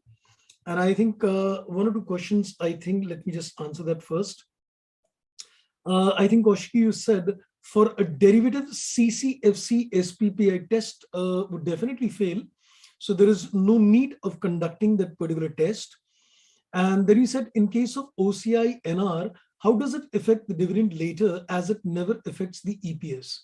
Well, once you want to transfer that money, you can say once it gets transferred from tab number 3 to the tab number 2, it'll get available for dividends at a later stage. Right now, when you put it in tab number 3, it's not available for dividends. But when you're going to put that money from tab number 3 to the tab number 2, at the time of, you can say, sale of that financial asset, when you're going to de-recognize that financial asset, then it'll become available for dividend distributions as well. Right? I guess that answers your question. Okay. So now let's take the journey forward. And now I'm going to insert some new issues in the chain of thought. Now, let me first of all, give you how we are going to proceed with this standard further, because it's important to get the chain of thought very clear, how I'm going to go about it. So let me first make it very clear that as we're looking at Index 32, as we're looking at Index 109, my chain of thought is now working like this. We've got two parties. One is we are focusing on the holder at the moment, and there is an issuer. There is an issuer. So let me tell you how we're going to proceed so that we get a clear-cut chain. Now, in terms of the holder, we've seen that when you look at the financial assets, and in this case, financial liability, we're not looking at accounting for CFI. That's already covered under Index 32. We're not looking at accounting for equity instruments for the issuer because they would get recognized at the same transaction value and there is no subsequent accounting technically. So the focus is only in terms of accounting for FL and accounting for financial asset. So one thing we got the chain very clear that when you're looking in terms of measurement, we said there are two things. One is the initial measurement and one is the subsequent measurement. And I already gave you that all financial assets with certain exceptions are taken at a fair value and all financial liabilities with certain exceptions are taken at a fair value. Now, at this stage, I am now going to work upon this part as well. I'm going to work upon this part as well. And let me tell you, what are we going to work on this particular part? So when I said that financial assets and financial liabilities are all taken at fair value, except certain exceptions, we're going to discuss certain special issues with you at this stage. I'm going to discuss the special issues with you at this particular stage. One of the special issue is we're going to discuss the concept of TC. If you recall earlier also, when we were covering the concept of compound financial instruments, we covered the concept of transaction cost treatment in terms of a CFI. So we're going to cover the concept that if there is a transaction cost in terms of financial asset, and then we'll do it for financial liability also, that if there is a transaction cost for financial liability, what do you do with that? The second input I'm going to discuss with you is the treatment of what you call processing fee. That if there is a processing fee, especially when you've given a loan or if you've taken a loan, banks would generally ask you to pay a processing fee as well. So we need to see what is the treatment of processing fee with respect to the FA and the FL. And the third most important aspect which I need to discuss with you is that when there is a difference between a transaction value and a fair value, then how do you tackle the difference? Because when I started off my discussion, I give you that I'm safely assuming that the transaction value and fair value is same. But as I said, we're going to discuss it in an explicit manner that if the transaction value and the fair values are different, what do we do? So you need to get a clarity that when you recognize your financial assets initially, They are taken at a fair value, but at the same time, you should be clear that if there is any TC, what is the treatment? If there is any processing fee, what is the treatment? And if there is a difference in transaction value and fair value, how do you tackle that? Both for assets as well as liability. Now, in terms of the subsequent measurements of financial assets, I've already given you that we've learned the aspect of classification of the financial assets into various categories. And that we've seen based on the different kind of risk assessment and based on the different kind of risk intensity test, effectively your financial assets get classified into 4 categories. This is for subsequent measurement. So initially you would measure it at a fair value, even though later you may account for amortized cost accounting, or it may be accounted under FPTPL, or it is accounted under FPTOCI, which is either a case of R or a case of NR. So this is for the subsequent accounting. So what I'm going to do, after I'm done with my special issue discussions, I'll give you a consolidated chart, may not be today, but of course tomorrow, where you will see that what is the treatment of all these issues in terms of TC, processing fee, etc. How do you account for things subsequently? What happens if there is any interest or dividends received? What happens if there is any profit or loss which arises on a sale? What happens if there is any kind of impairment testing which is done? So we're going to make a comprehensive chart tomorrow after our discussions gets completed, so that you get one complete mapping in terms of financial assets from the initial to the subsequent measurement with reference to all the permutation combinations. Now, similarly, in terms of financial liabilities, I gave you a very basic classification earlier. Right now, also, I'm giving you a very basic classification, but I'm just going to add 1 or 2 inputs at this stage, but not document them. So per se, you can say all financial liabilities for subsequent measurements would be taken either at amortized cost or they will be taken at FPTPL. There is nothing called FPTOCI in terms of financial liability. The financial liabilities are measured either at a fair value through P&L or they're measured at OCI.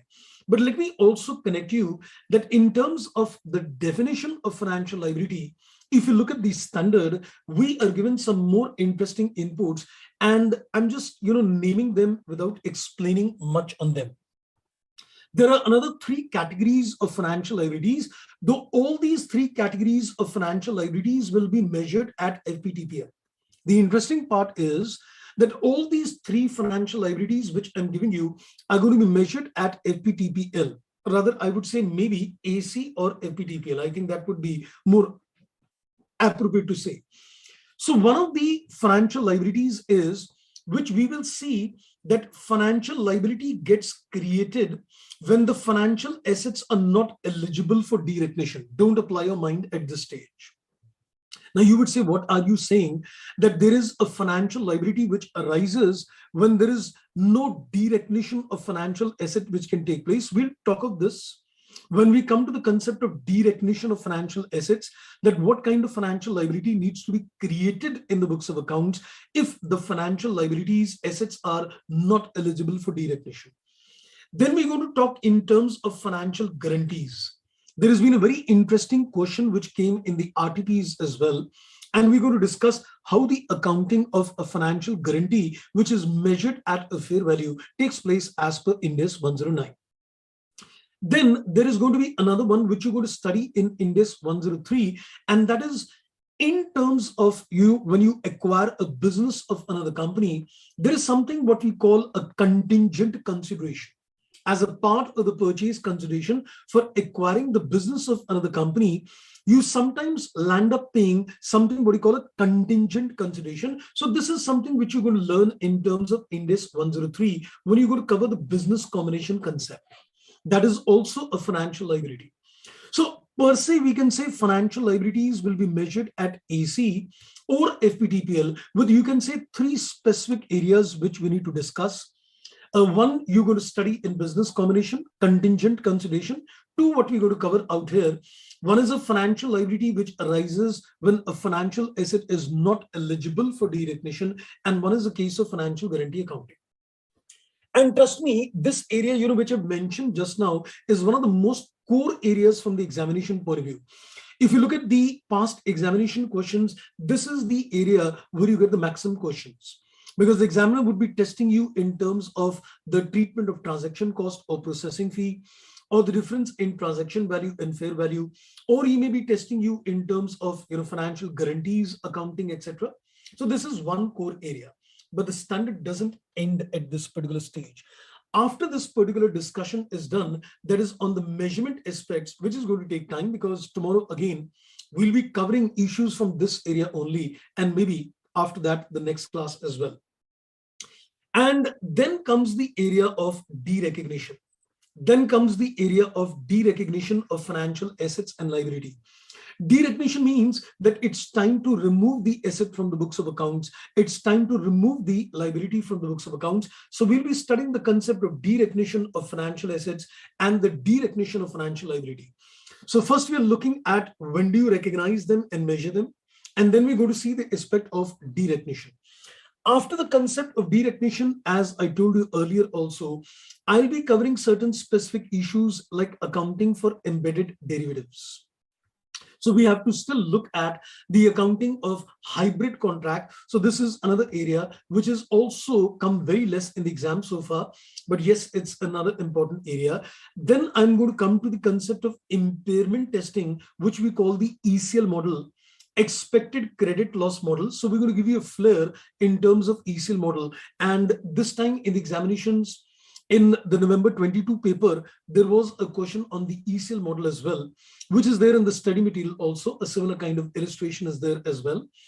And then the third area, what we need to discuss is the concept of hedge accounting with you, which is optional in the standard. But yes, we need to have a little flair. There was one question which came in FT, RTP as well, I think a couple of attempts back, where there was a question on a hedge accounting relating to cash flow hedge. So basically, we've got a couple of areas to be covered. So measurement is one of the core areas. And then after that, we'll cover the 4 more areas: derecognition, embedded derivative, ECL, and hedge accounting to go with. Okay, so this was just a little chain of thought. Now let me just come back to my discussion. I'm still focusing on the accounting of financial asset in the books of accounts. And as I said, now I'm focusing on these special issues that when you record the financial asset initially, it is taken at a fair value. But what happens if there is a transaction cost? You paid some commission, you've incurred some brokerage, then what do you do with what we call a transaction cost? So let me now make a run through with you in this case. It is only after this we'll be able to take some practical questions with you after that stage. So let me now come to the treatment of this transaction cost, TC, what I call TC.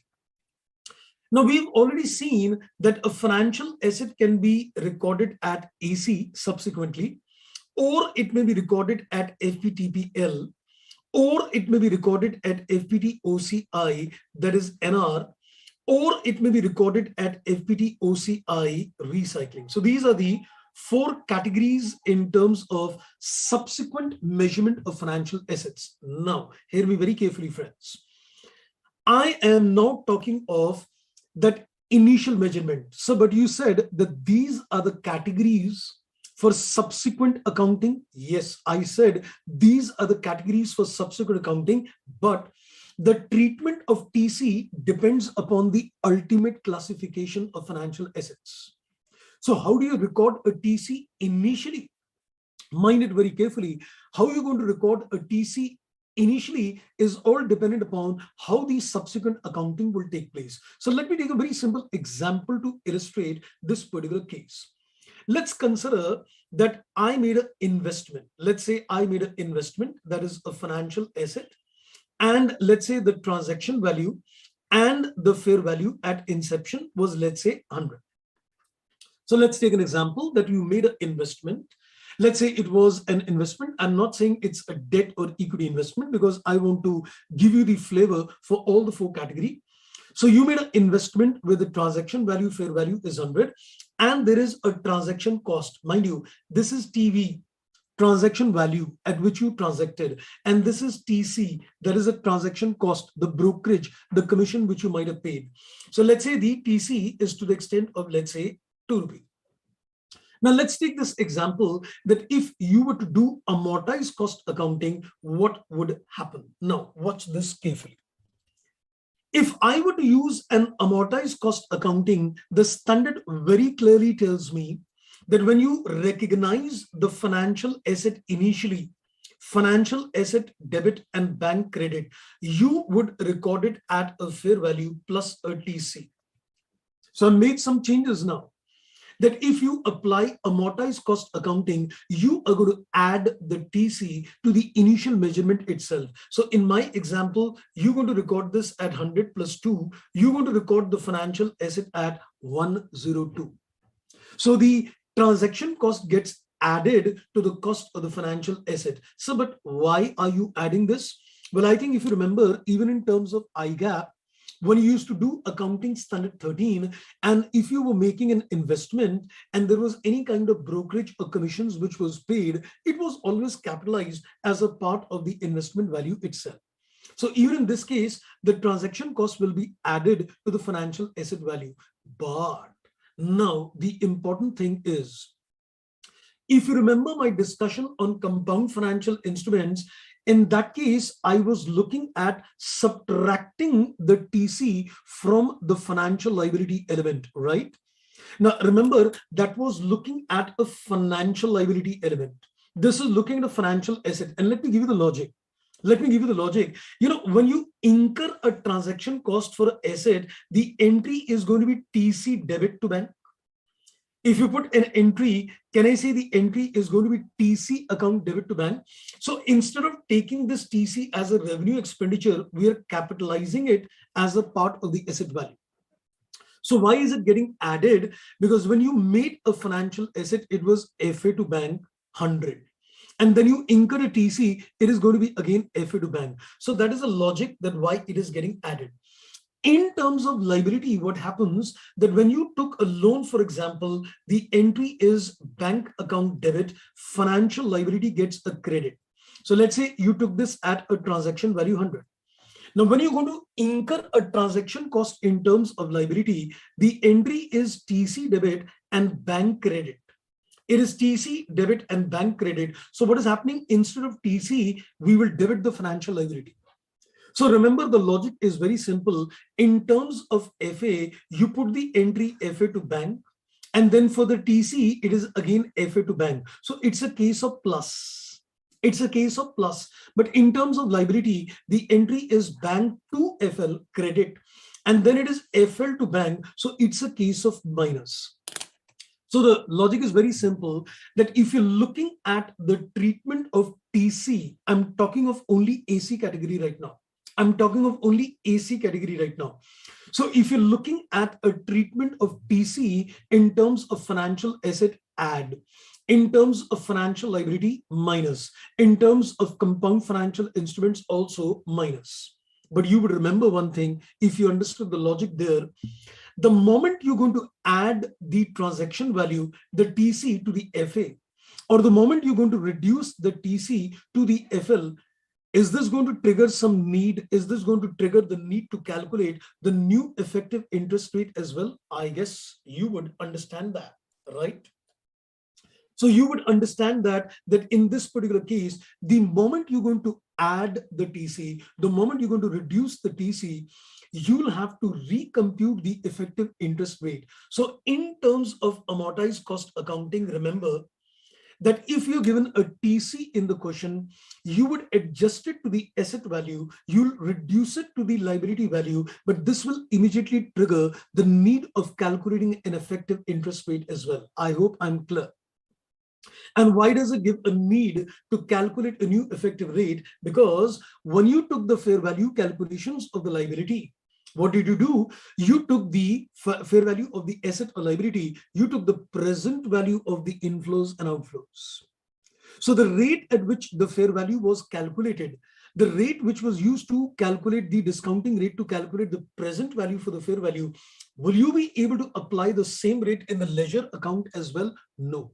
Since in this particular case, you have adjusted the TC to the value of the asset or liability, immediately you should remember that EIR is to be taken. So I always say, that the bells will start ringing in the examination halls on your mind. When you're doing a question and you are given a TC in the question, I'm again repeating, I'm talking only of AC right now. I'm only talking of AC. So if you've got financial assets which are measured at AC, or you're looking at financial liabilities measured at AC, or you're looking at compound financial instruments whose financial liability element will be, accounted under AC. Just remember, for FA add, for FL less, and for CFI also less. And immediately what does it trigger? It triggers the need to calculate the effective interest rate. I guess, friends, I am pretty clear at the moment, right? I guess I'm pretty clear at the moment. And then I think Koshki said, so financial liability also initially recorded at a fair value. Yes, I just said that. And I said that all the financial assets and liabilities are all initially taken at a fair value. But now we are looking at an exception that the TC gets adjusted to the asset and liability initially itself. So I think, let me first document this part to you. So I think we've made ourselves one thing very clear, that if you tell me that there is a financial asset measured at AC, if you tell me that there is a financial liability measured at AC, or if you tell me that I'm accounting for a compound financial instruments where the financial liability element is being accounted at AC, I'm just giving you a comparative position. So what is the treatment of this TC? Can I say it gets added at initial recognition?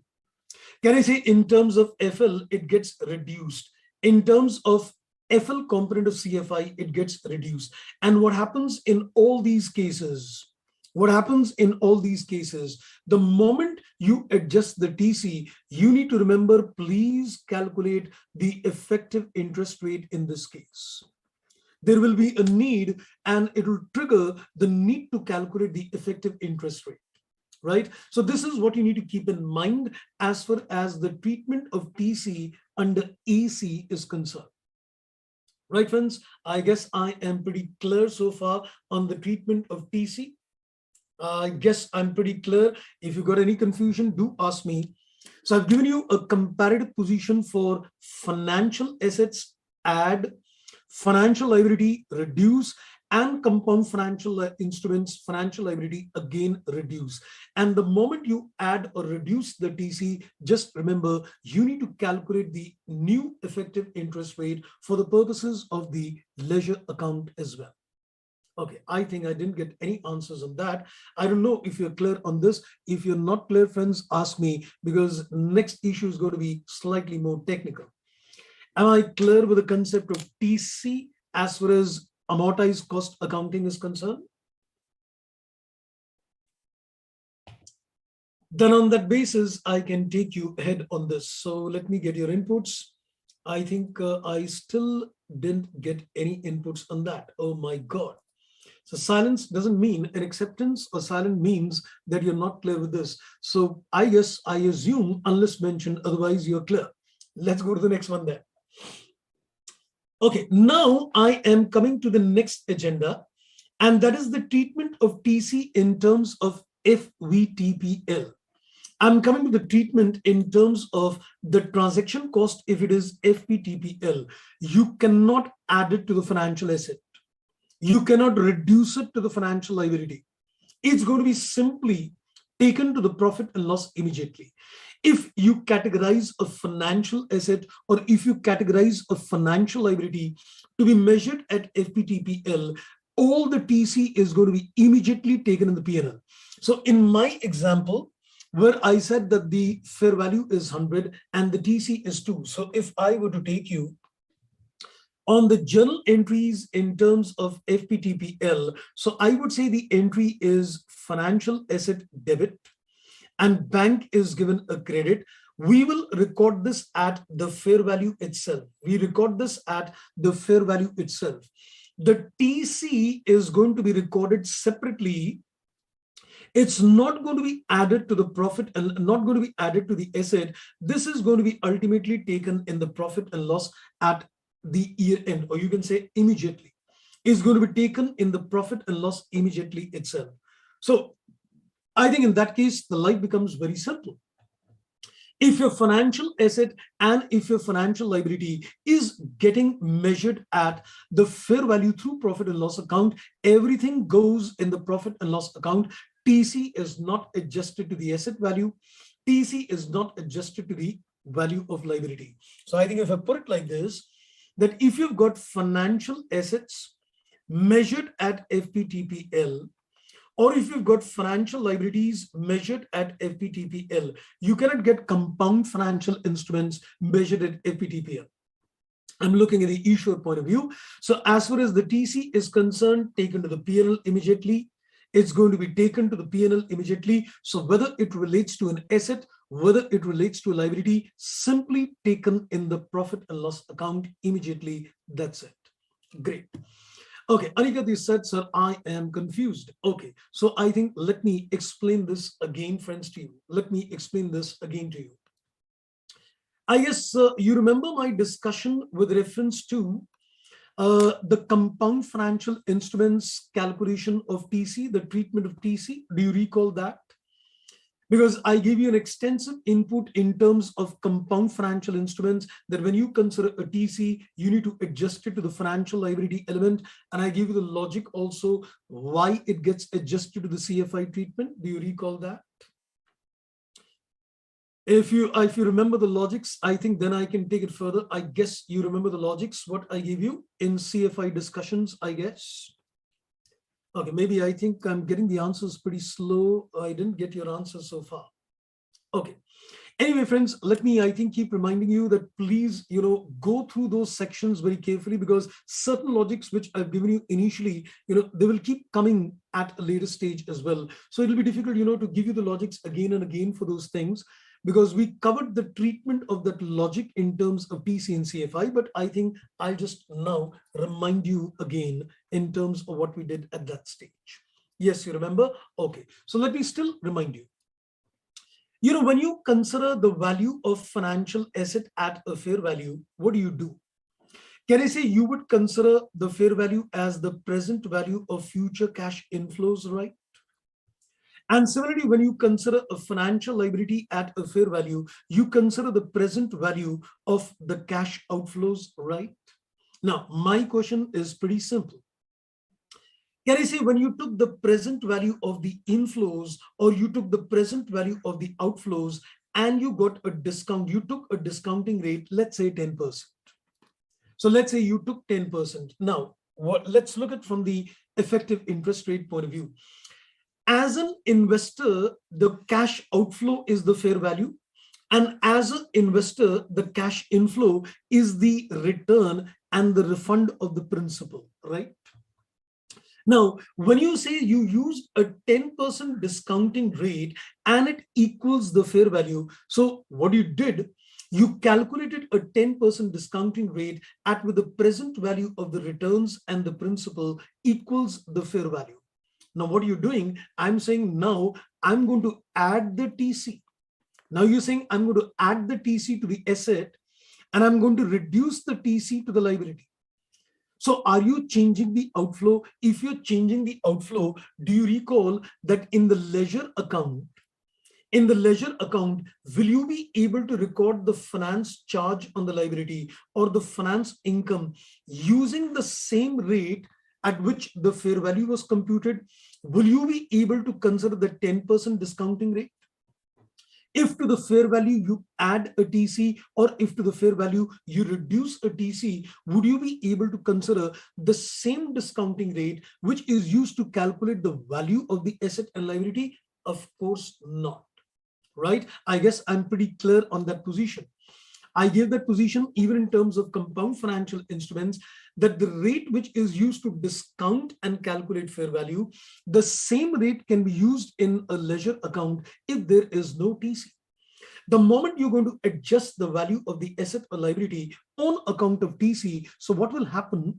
The rate for calculating finance charge and finance income cannot be the same rate. You'll have to definitely calculate a new effective rate of interest as well, right? I guess I'm clear till this stage. Right, so now let me consider this further. So what I am now doing, giving you a summary of the TC. I'm giving you the summary of the TC for amortized cost accounting. Watch this carefully. We have covered so far the concept of compound financial instruments accounting. So where we looked at the financial liability element being accounted at amortized cost accounting. Now we are talking in terms of financial assets measured at AC, and I'm also talking of financial liabilities measured at AC. I'm doing a consolidated discussion with reference to TC. When you're accounting for the financial liability component of CFI, 1, when you're accounting for a financial asset at AC, 2, and you're accounting for financial liability also at AC. Now, watch this carefully. What did you do in Index 32? What did you do in Index 32 in terms of compound financial instruments? Can I say you reduced it from the initial recognition? Am I right? You reduced it from the initial recognition. If you remember, I had split the TC between the liability and the equity instruments component in the same ratio. And then I reduced the liability by the TC. And the equity component was taken directly to SOKI, right? And did this immediately trigger the need to calculate a new effective interest rate as well? Correct? This is what we have already done under Index 32. Reducing the TC from the financial liability value, and immediately it triggers the need to calculate EIR for the purposes of my ledger. Correct? I guess absolutely correct. Would the same treatment follow for financial liability? Of course, yes. Even if you're going to talk of a financial liability, not only the FL component of a CFI, but a pure financial liability, the same treatment would be equally applicable. The question rises, what about financial assets? I give you the logic that when you reduce it from the financial liability, why do you reduce it from the financial liability? The entry for financial liability is bank account debit to financial liability. And then for the TC, the entry is FL to bank. Look at the entries carefully. Why a reduction? The entry for the liability is you give a credit to the liability. Then for the TC, you debit the liability. So you need to consider a net figure. But for an asset, what is the entry? It is FA to bank when you invest it. And what is the entry for a TC? It is again FA to bank for a TC as well. So what is happening? The financial asset is getting debit, and for TC also it is getting debit. Debit and debit would mean add. Get the logic very clear. So you need to add the TC to the initial recognition.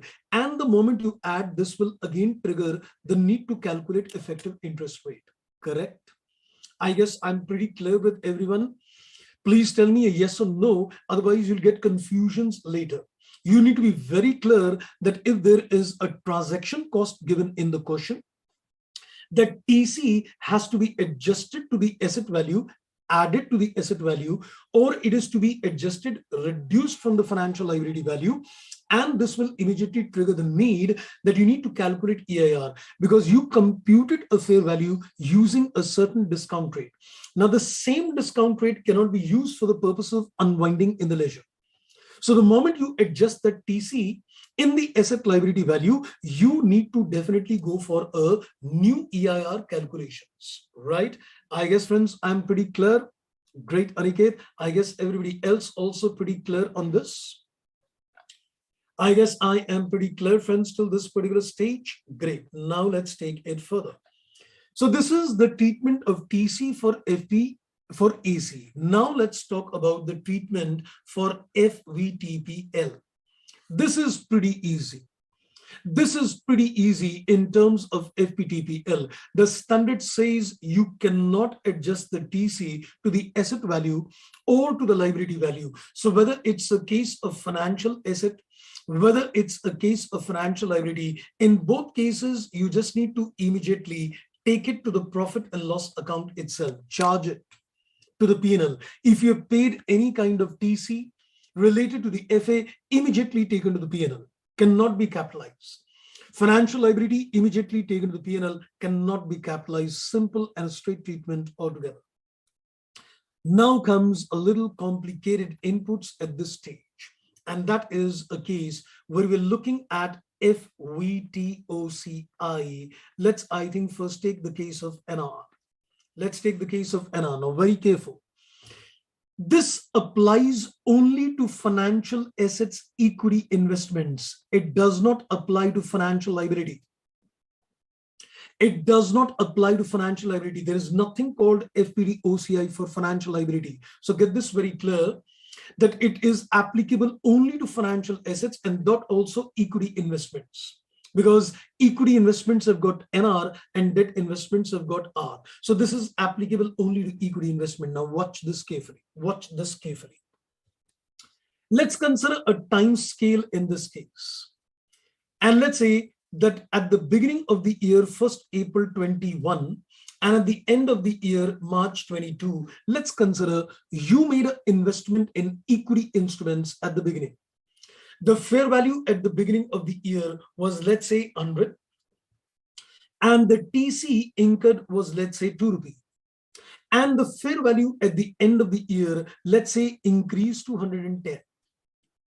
So I'm giving you the data that, let's say, the fair value at the time you acquired the equity instruments is 100 and the TC is 2. And let's say the fair value at the end of the year is 110. Now see what the treatment, the standard says.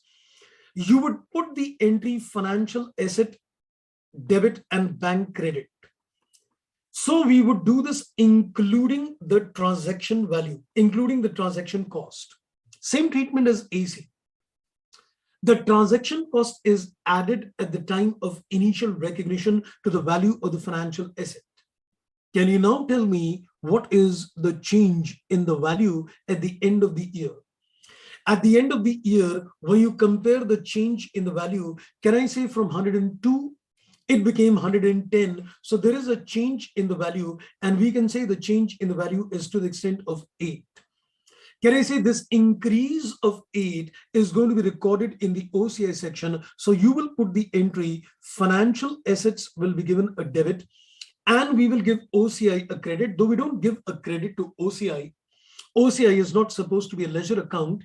You can give it a nomenclature, fair value change. So I'm not going to put in the entry OCI, but just to give you an explanation, that since it's a fair value through other comprehensive income, you put that amount of 8 rupees in the other comprehensive income. The change in the value as compared to 102 versus 110 is taken in the OCI. Now let me say something, friends, to you. Can I say the change in the fair value is technically 10? The change in the fair value is technically 10. So can I say indirectly what happened? You've taken the 10 in the OCI and minus 2 transaction cost in the OCI. Has the TC been taken to the OCI indirectly in the year end in OCI? Let me put it again. Can I say when you took the change in the fair value at the end of the year, you have indirectly taken the change of 8. What is the breakup of that 8? The breakup of that 8 is that there is a change in the fair value 10, it's a gain, and there is a TC to the extent of 2, so the net gain works out at 8. So indirectly what the company has done, they've taken the entire TC at the year end in the other comprehensive income. The moment you record the change in the fair value at the year end, indirectly the transaction cost also enters the other comprehensive income, right? Am I pretty clear at this stage? So the treatment of OCI is simple, that it gets added to the asset value and then it gets transferred in the OCI at the year end. Because the moment you're going to take the change in the fair value, automatically the TC will also enter the other comprehensive income. Finish. So now you can see that OCI NR is such a beautiful category. The fair value changes are being taken in the OCI and which doesn't affect the EPS now or never. Even the TC is not entering the profit and loss section. Do you realize that? Even the transaction cost is not being taken in the profit and loss section. It is also being taken in the other comprehensive income, not affecting the EPS now or never. So OCI is such a brilliant category that the fair value changes goes in the OCI. Even the TC is indirectly being taken in the OCI itself. Now comes the fourth category with you. Now let's have a look at the fourth category, which is FPT-OCI. This is FPT-OCI, that is R. Now this is a beautiful category. Now let me remind you that even this is applicable to financial assets, debt investments only. It is not applicable to financial liability because there is nothing called FPT-OCI for financial liability. Now watch this carefully. When you're looking in terms of the financial assets measured at OCI, recycling applicable to debt investments. So let's consider the same example. You would put the entry at the inception, bank financial asset to bank, and you would record this again at including the TC. The initial recognition will be taken at a fair value plus a TC. And in the same case, what you do at the end of the year, you put the entry financial asset debit, and OCI will be given a credit with an approved heading, which is 8. The only difference, number one, is in the previous case, when you took it to the OCI, can I say this was taken to 14A, right? And in this case, when you took it to the OCI, you've taken it to point number 14B, right? So the entries, everything is same. Look at this very carefully.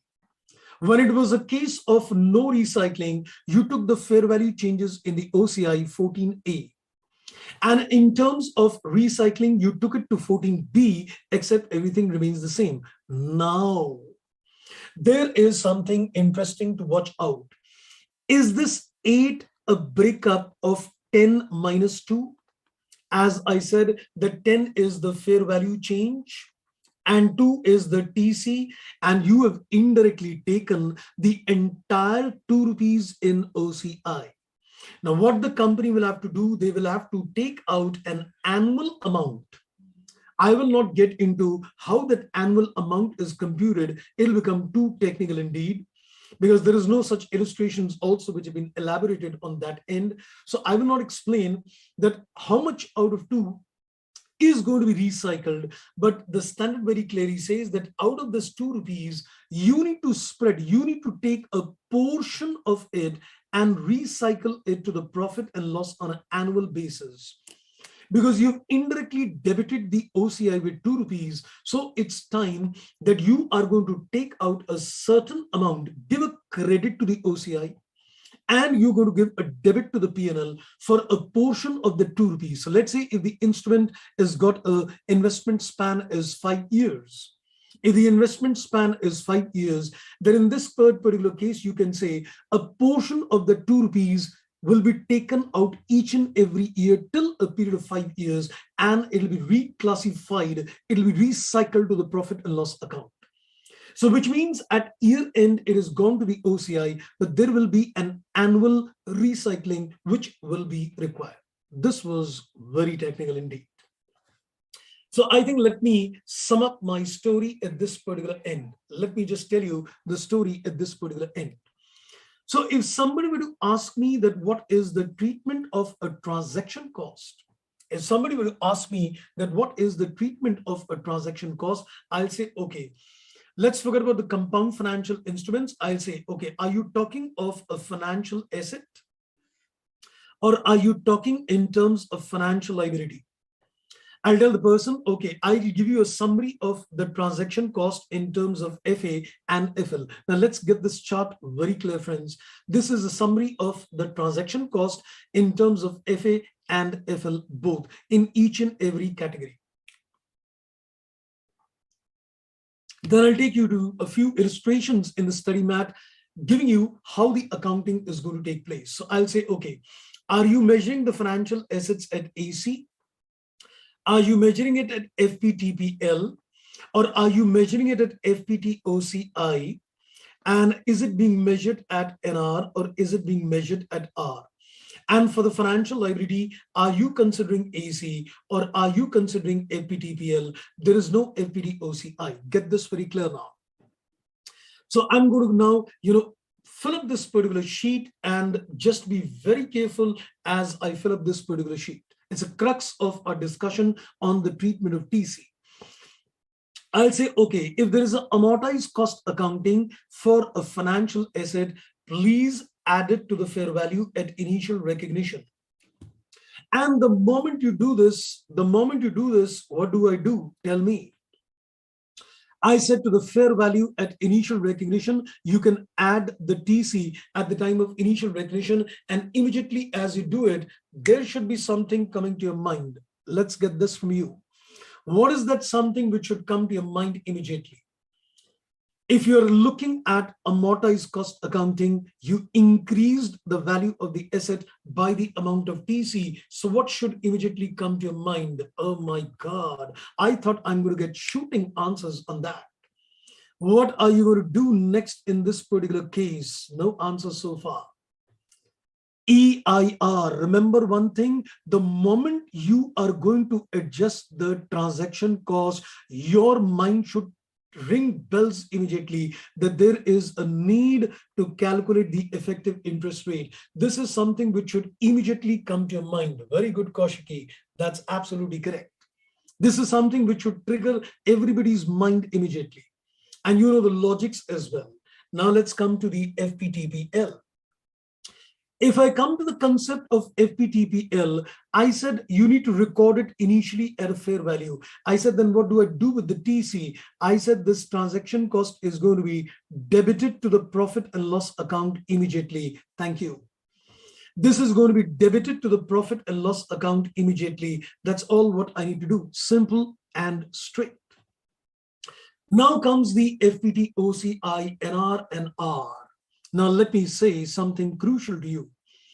Can I say if it is FPT, OCI, NR, you would record it at a fair value plus a TC. Here also, you will record it at a fair value plus a TC. So the only case where a transaction cost does not get adjusted to the asset value is a situation where it is FVTPL. Otherwise, it gets adjusted to the value of the financial asset. Okay, in this particular case, let me now tell you something. If it is a case of NR, did it indirectly go to the OCI at year end? Say yes or no. This is crucial to ask you. If it is OCI NR, did it indirectly go to the OCI at the year end? Yes or no? Something very crucial to ask you. If you say that in this particular case, you are taking OCI NR, is it indirectly taken in the OCI at the year end? When you compare this with the fair value at the end of the year, is it indirectly getting transferred in the OCI at the year end? Yes, it does. So can I say it is indirectly getting debited to the OCI at the year end? Because when you take the change in the fair value at the year end, then automatically it enters the other comprehensive income. So see what is happening. In terms of AC, it will basically get deferred if you technically ask me. Because by changing the EIR, you would technically defer that. In terms of FPTPL, it's gone immediately in the PNL. And in terms of OCI, it is being debited to the OCI at the year end in this case. And in terms of recycling, can I say the same thing happened? You debit the OCI at the year end, but since it is a case of recycling, what do? Do you make an annual transfer as well? Yes. Since it is a case of recycling, there will be a need to transfer an annual amount as well. You're going to transfer an annual amount from the OCI to the profit and loss account every year, because the entire TC is being taken in the other comprehensive income at the year end. So you'll have to transfer annually an amount. How do you calculate that annual transfer? I'm not going to get into all that. But there will be an annual transfer which will take place from the OCI to the profit and loss. Now let's look at the liabilities with you. Can I say in terms of the liabilities, if you look at AC, then what do? Fair value. Can I say minus the TC? Exactly opposite in terms of what you do for asset. In terms of asset, you're adding the TC. In terms of liability, it gets reduced with the logics you know. And the moment you do this, what does it trigger? I think now I should be getting good answers on that. The moment you reduce the TC from the initial recognition of the fair value, immediately what happens in this particular case, I guess now we should be able to get good answers out here.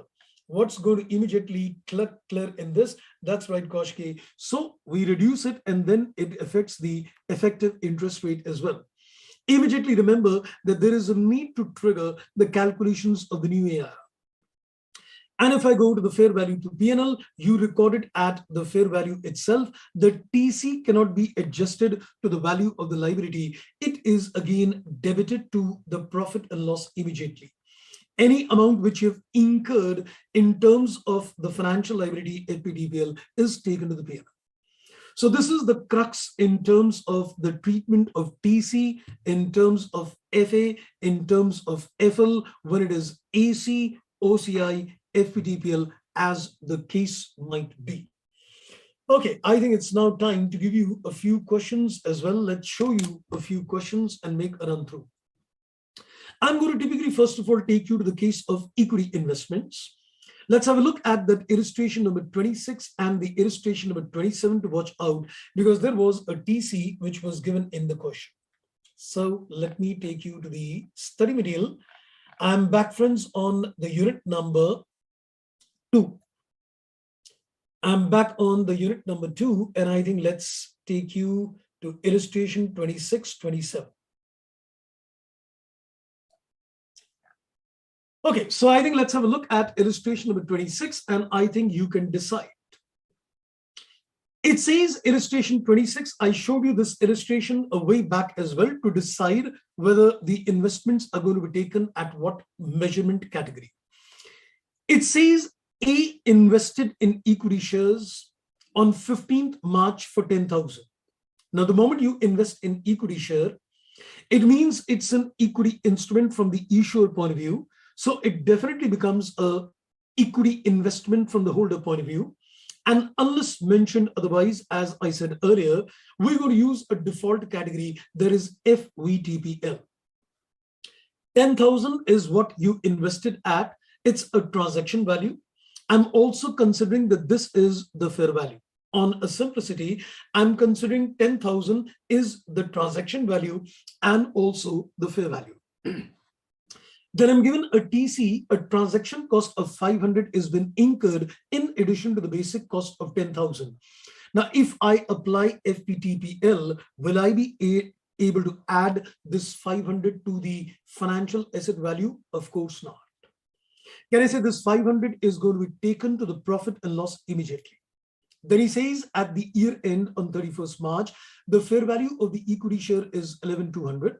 So whatever is the fair value changes, that will be taken in the profit and loss account. So 10,000 is what you invested at, and 11,200 is the value at the end. So 1,200 will be taken in the P&L. And then he says that 10% is the rate of interest on the loan. We need to put journal entry so you can have a look at the entries. Very simple. So what we did, you could do 2 separate entries as well. At the initial recognition, you can put the entry investment, that is financial assets to bank, 10,000 each. And then you can put a separate entry TC to bank, that is 500 each. So 500 TC is not being capitalized as a part of the asset value. So we can do 2 separate entries on initial recognition, investment to bank with 10,000 and TC to bank with 500. And then at the end of the year, that 500, or you can say even on initial recognition, simply take it to the P&L. So this is the treatment of TC, that it's been immediately taken to the profit and loss. Now, subsequently, we have seen that the fair value of this investment became 11,200. So there was an increase of 1,200, which is to be rooted in the profit and loss account. And we can use an appropriate nomenclature. So it becomes investments in equity instruments to fair value gain. Now, let me ask you something, friends. I know your mind must be very tired indeed. So I think I'm going to ask the question and answer it as well. Is this amount that is 1,200 going to be taken in the OCI 14A or B? It's going to be taken in 14A. And from there, will it be taken to the SOKI in tab number 3? Yes, it's going to be taken in tab number 3. I think if you want to connect it right now, can you see in the tab number 3, in Schedule 3, equity investments instruments through OCI. So this is a case where you made a financial asset equity investments.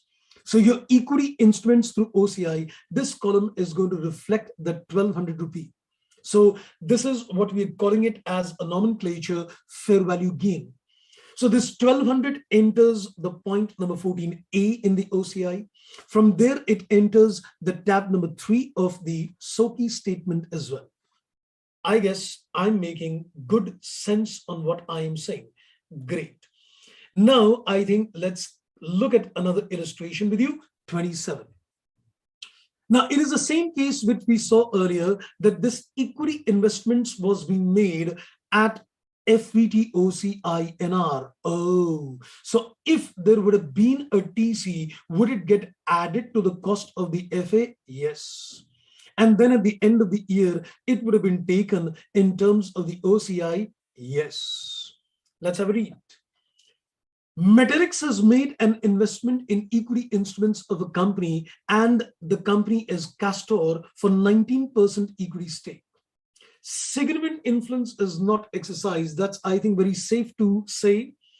Can I say, had it been a case of significant influence, let me recall that this would have been a case of related party investments, and Index 109 would not have been applicable. And we would have applied Index 27 and taken this investment at cost.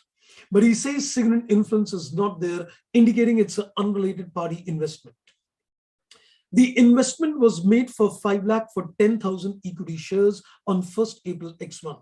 And then on 30th June, the fair value became 45. So we can say that earlier, at the time of acquisition, it was 50 rupees per share.